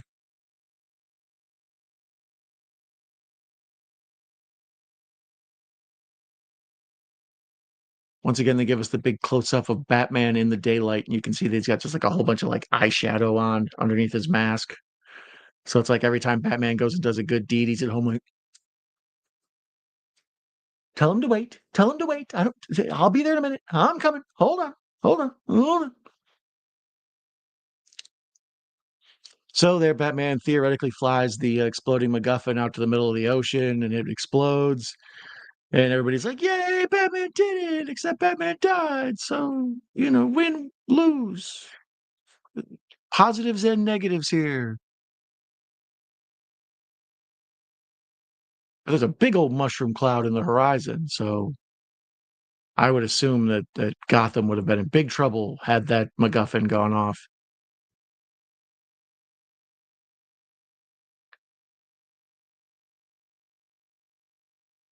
And the police have captured all of the vaguely terrorist criminals.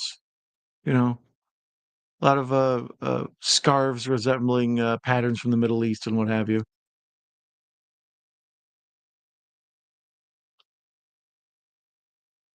And the kids look off in the distance and think, "We're gonna miss you, Batman. Thank you for blowing yourself up for us.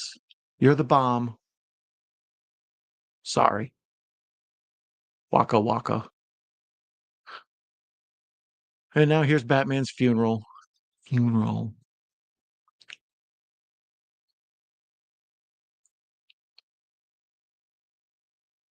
And Gary Oldman looks all broken up. I remember when he was a little boy, and now he's dead. What a mess.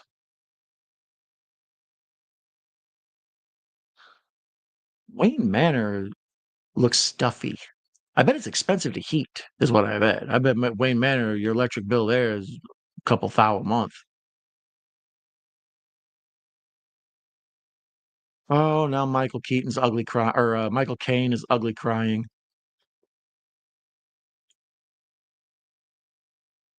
Damn, nobody's got an uglier cry than Michael Caine. Oof. Get a Kleenex, pull yourself together, buddy. You were in Dirty Rotten Scoundrels. So here we have this little epilogue thing where they're like, "Well, the day is saved, but Batman died, so this sucks. I know, big hugs. All right, everybody go home and be bummed out about it. Sit on your couch and eat ice cream or whatever you do when you're sad."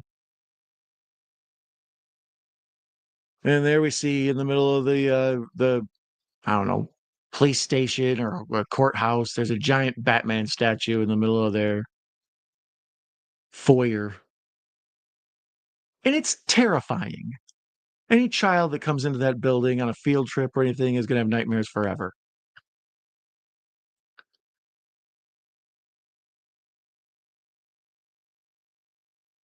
And Michael Caine looks at the Wayne Manor one last time.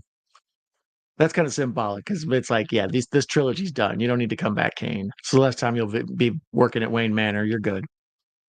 And here's where Wayne Manor gets turned into the orphanage now, the one where Robin was at. That becomes Martha and Thomas Wayne Home for Children. For those whose idealism and generosity are for the world of good. Right? And then here's the little stinger button deal where Joseph Gordon-Levitt quits being a cop, and she's like, "Oh, I like your real name, Robin." And we're all like, "Oh, I know a Robin that hangs out with Batman." And you get like a little tiny goosebump thing, like, "Oh."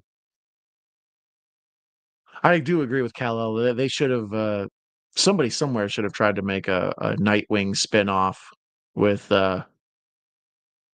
JGL in it. And there's where Morgan Freeman realizes that the autopilot was fixed and Batman is in fact okay. And here we see Michael Caine at his little coffee shop thing he's at, and looks over and he sees Batman and Catwoman just drinking espresso, living that good life, listening to uh, Sabrina Carpenter. That's a dated reference. No one's gonna understand that one like a year. No one understands it now. And I like that we see that Robin knows where the Batcave is and where all the tools and stuff is, so he can just pick right up. Like I say, it leaves with a feeling of hope. Like Batman's not dead, the spirit of Batman lives on.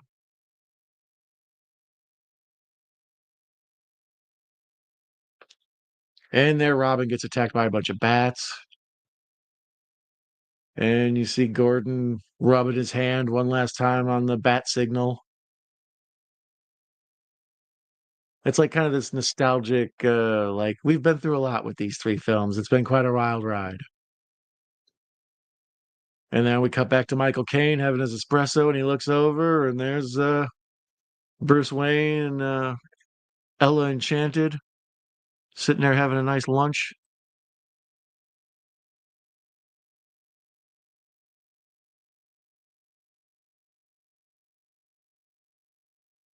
And then we see the big raising platform letting us know that Robin is now in the Batcave and everything is right with the world.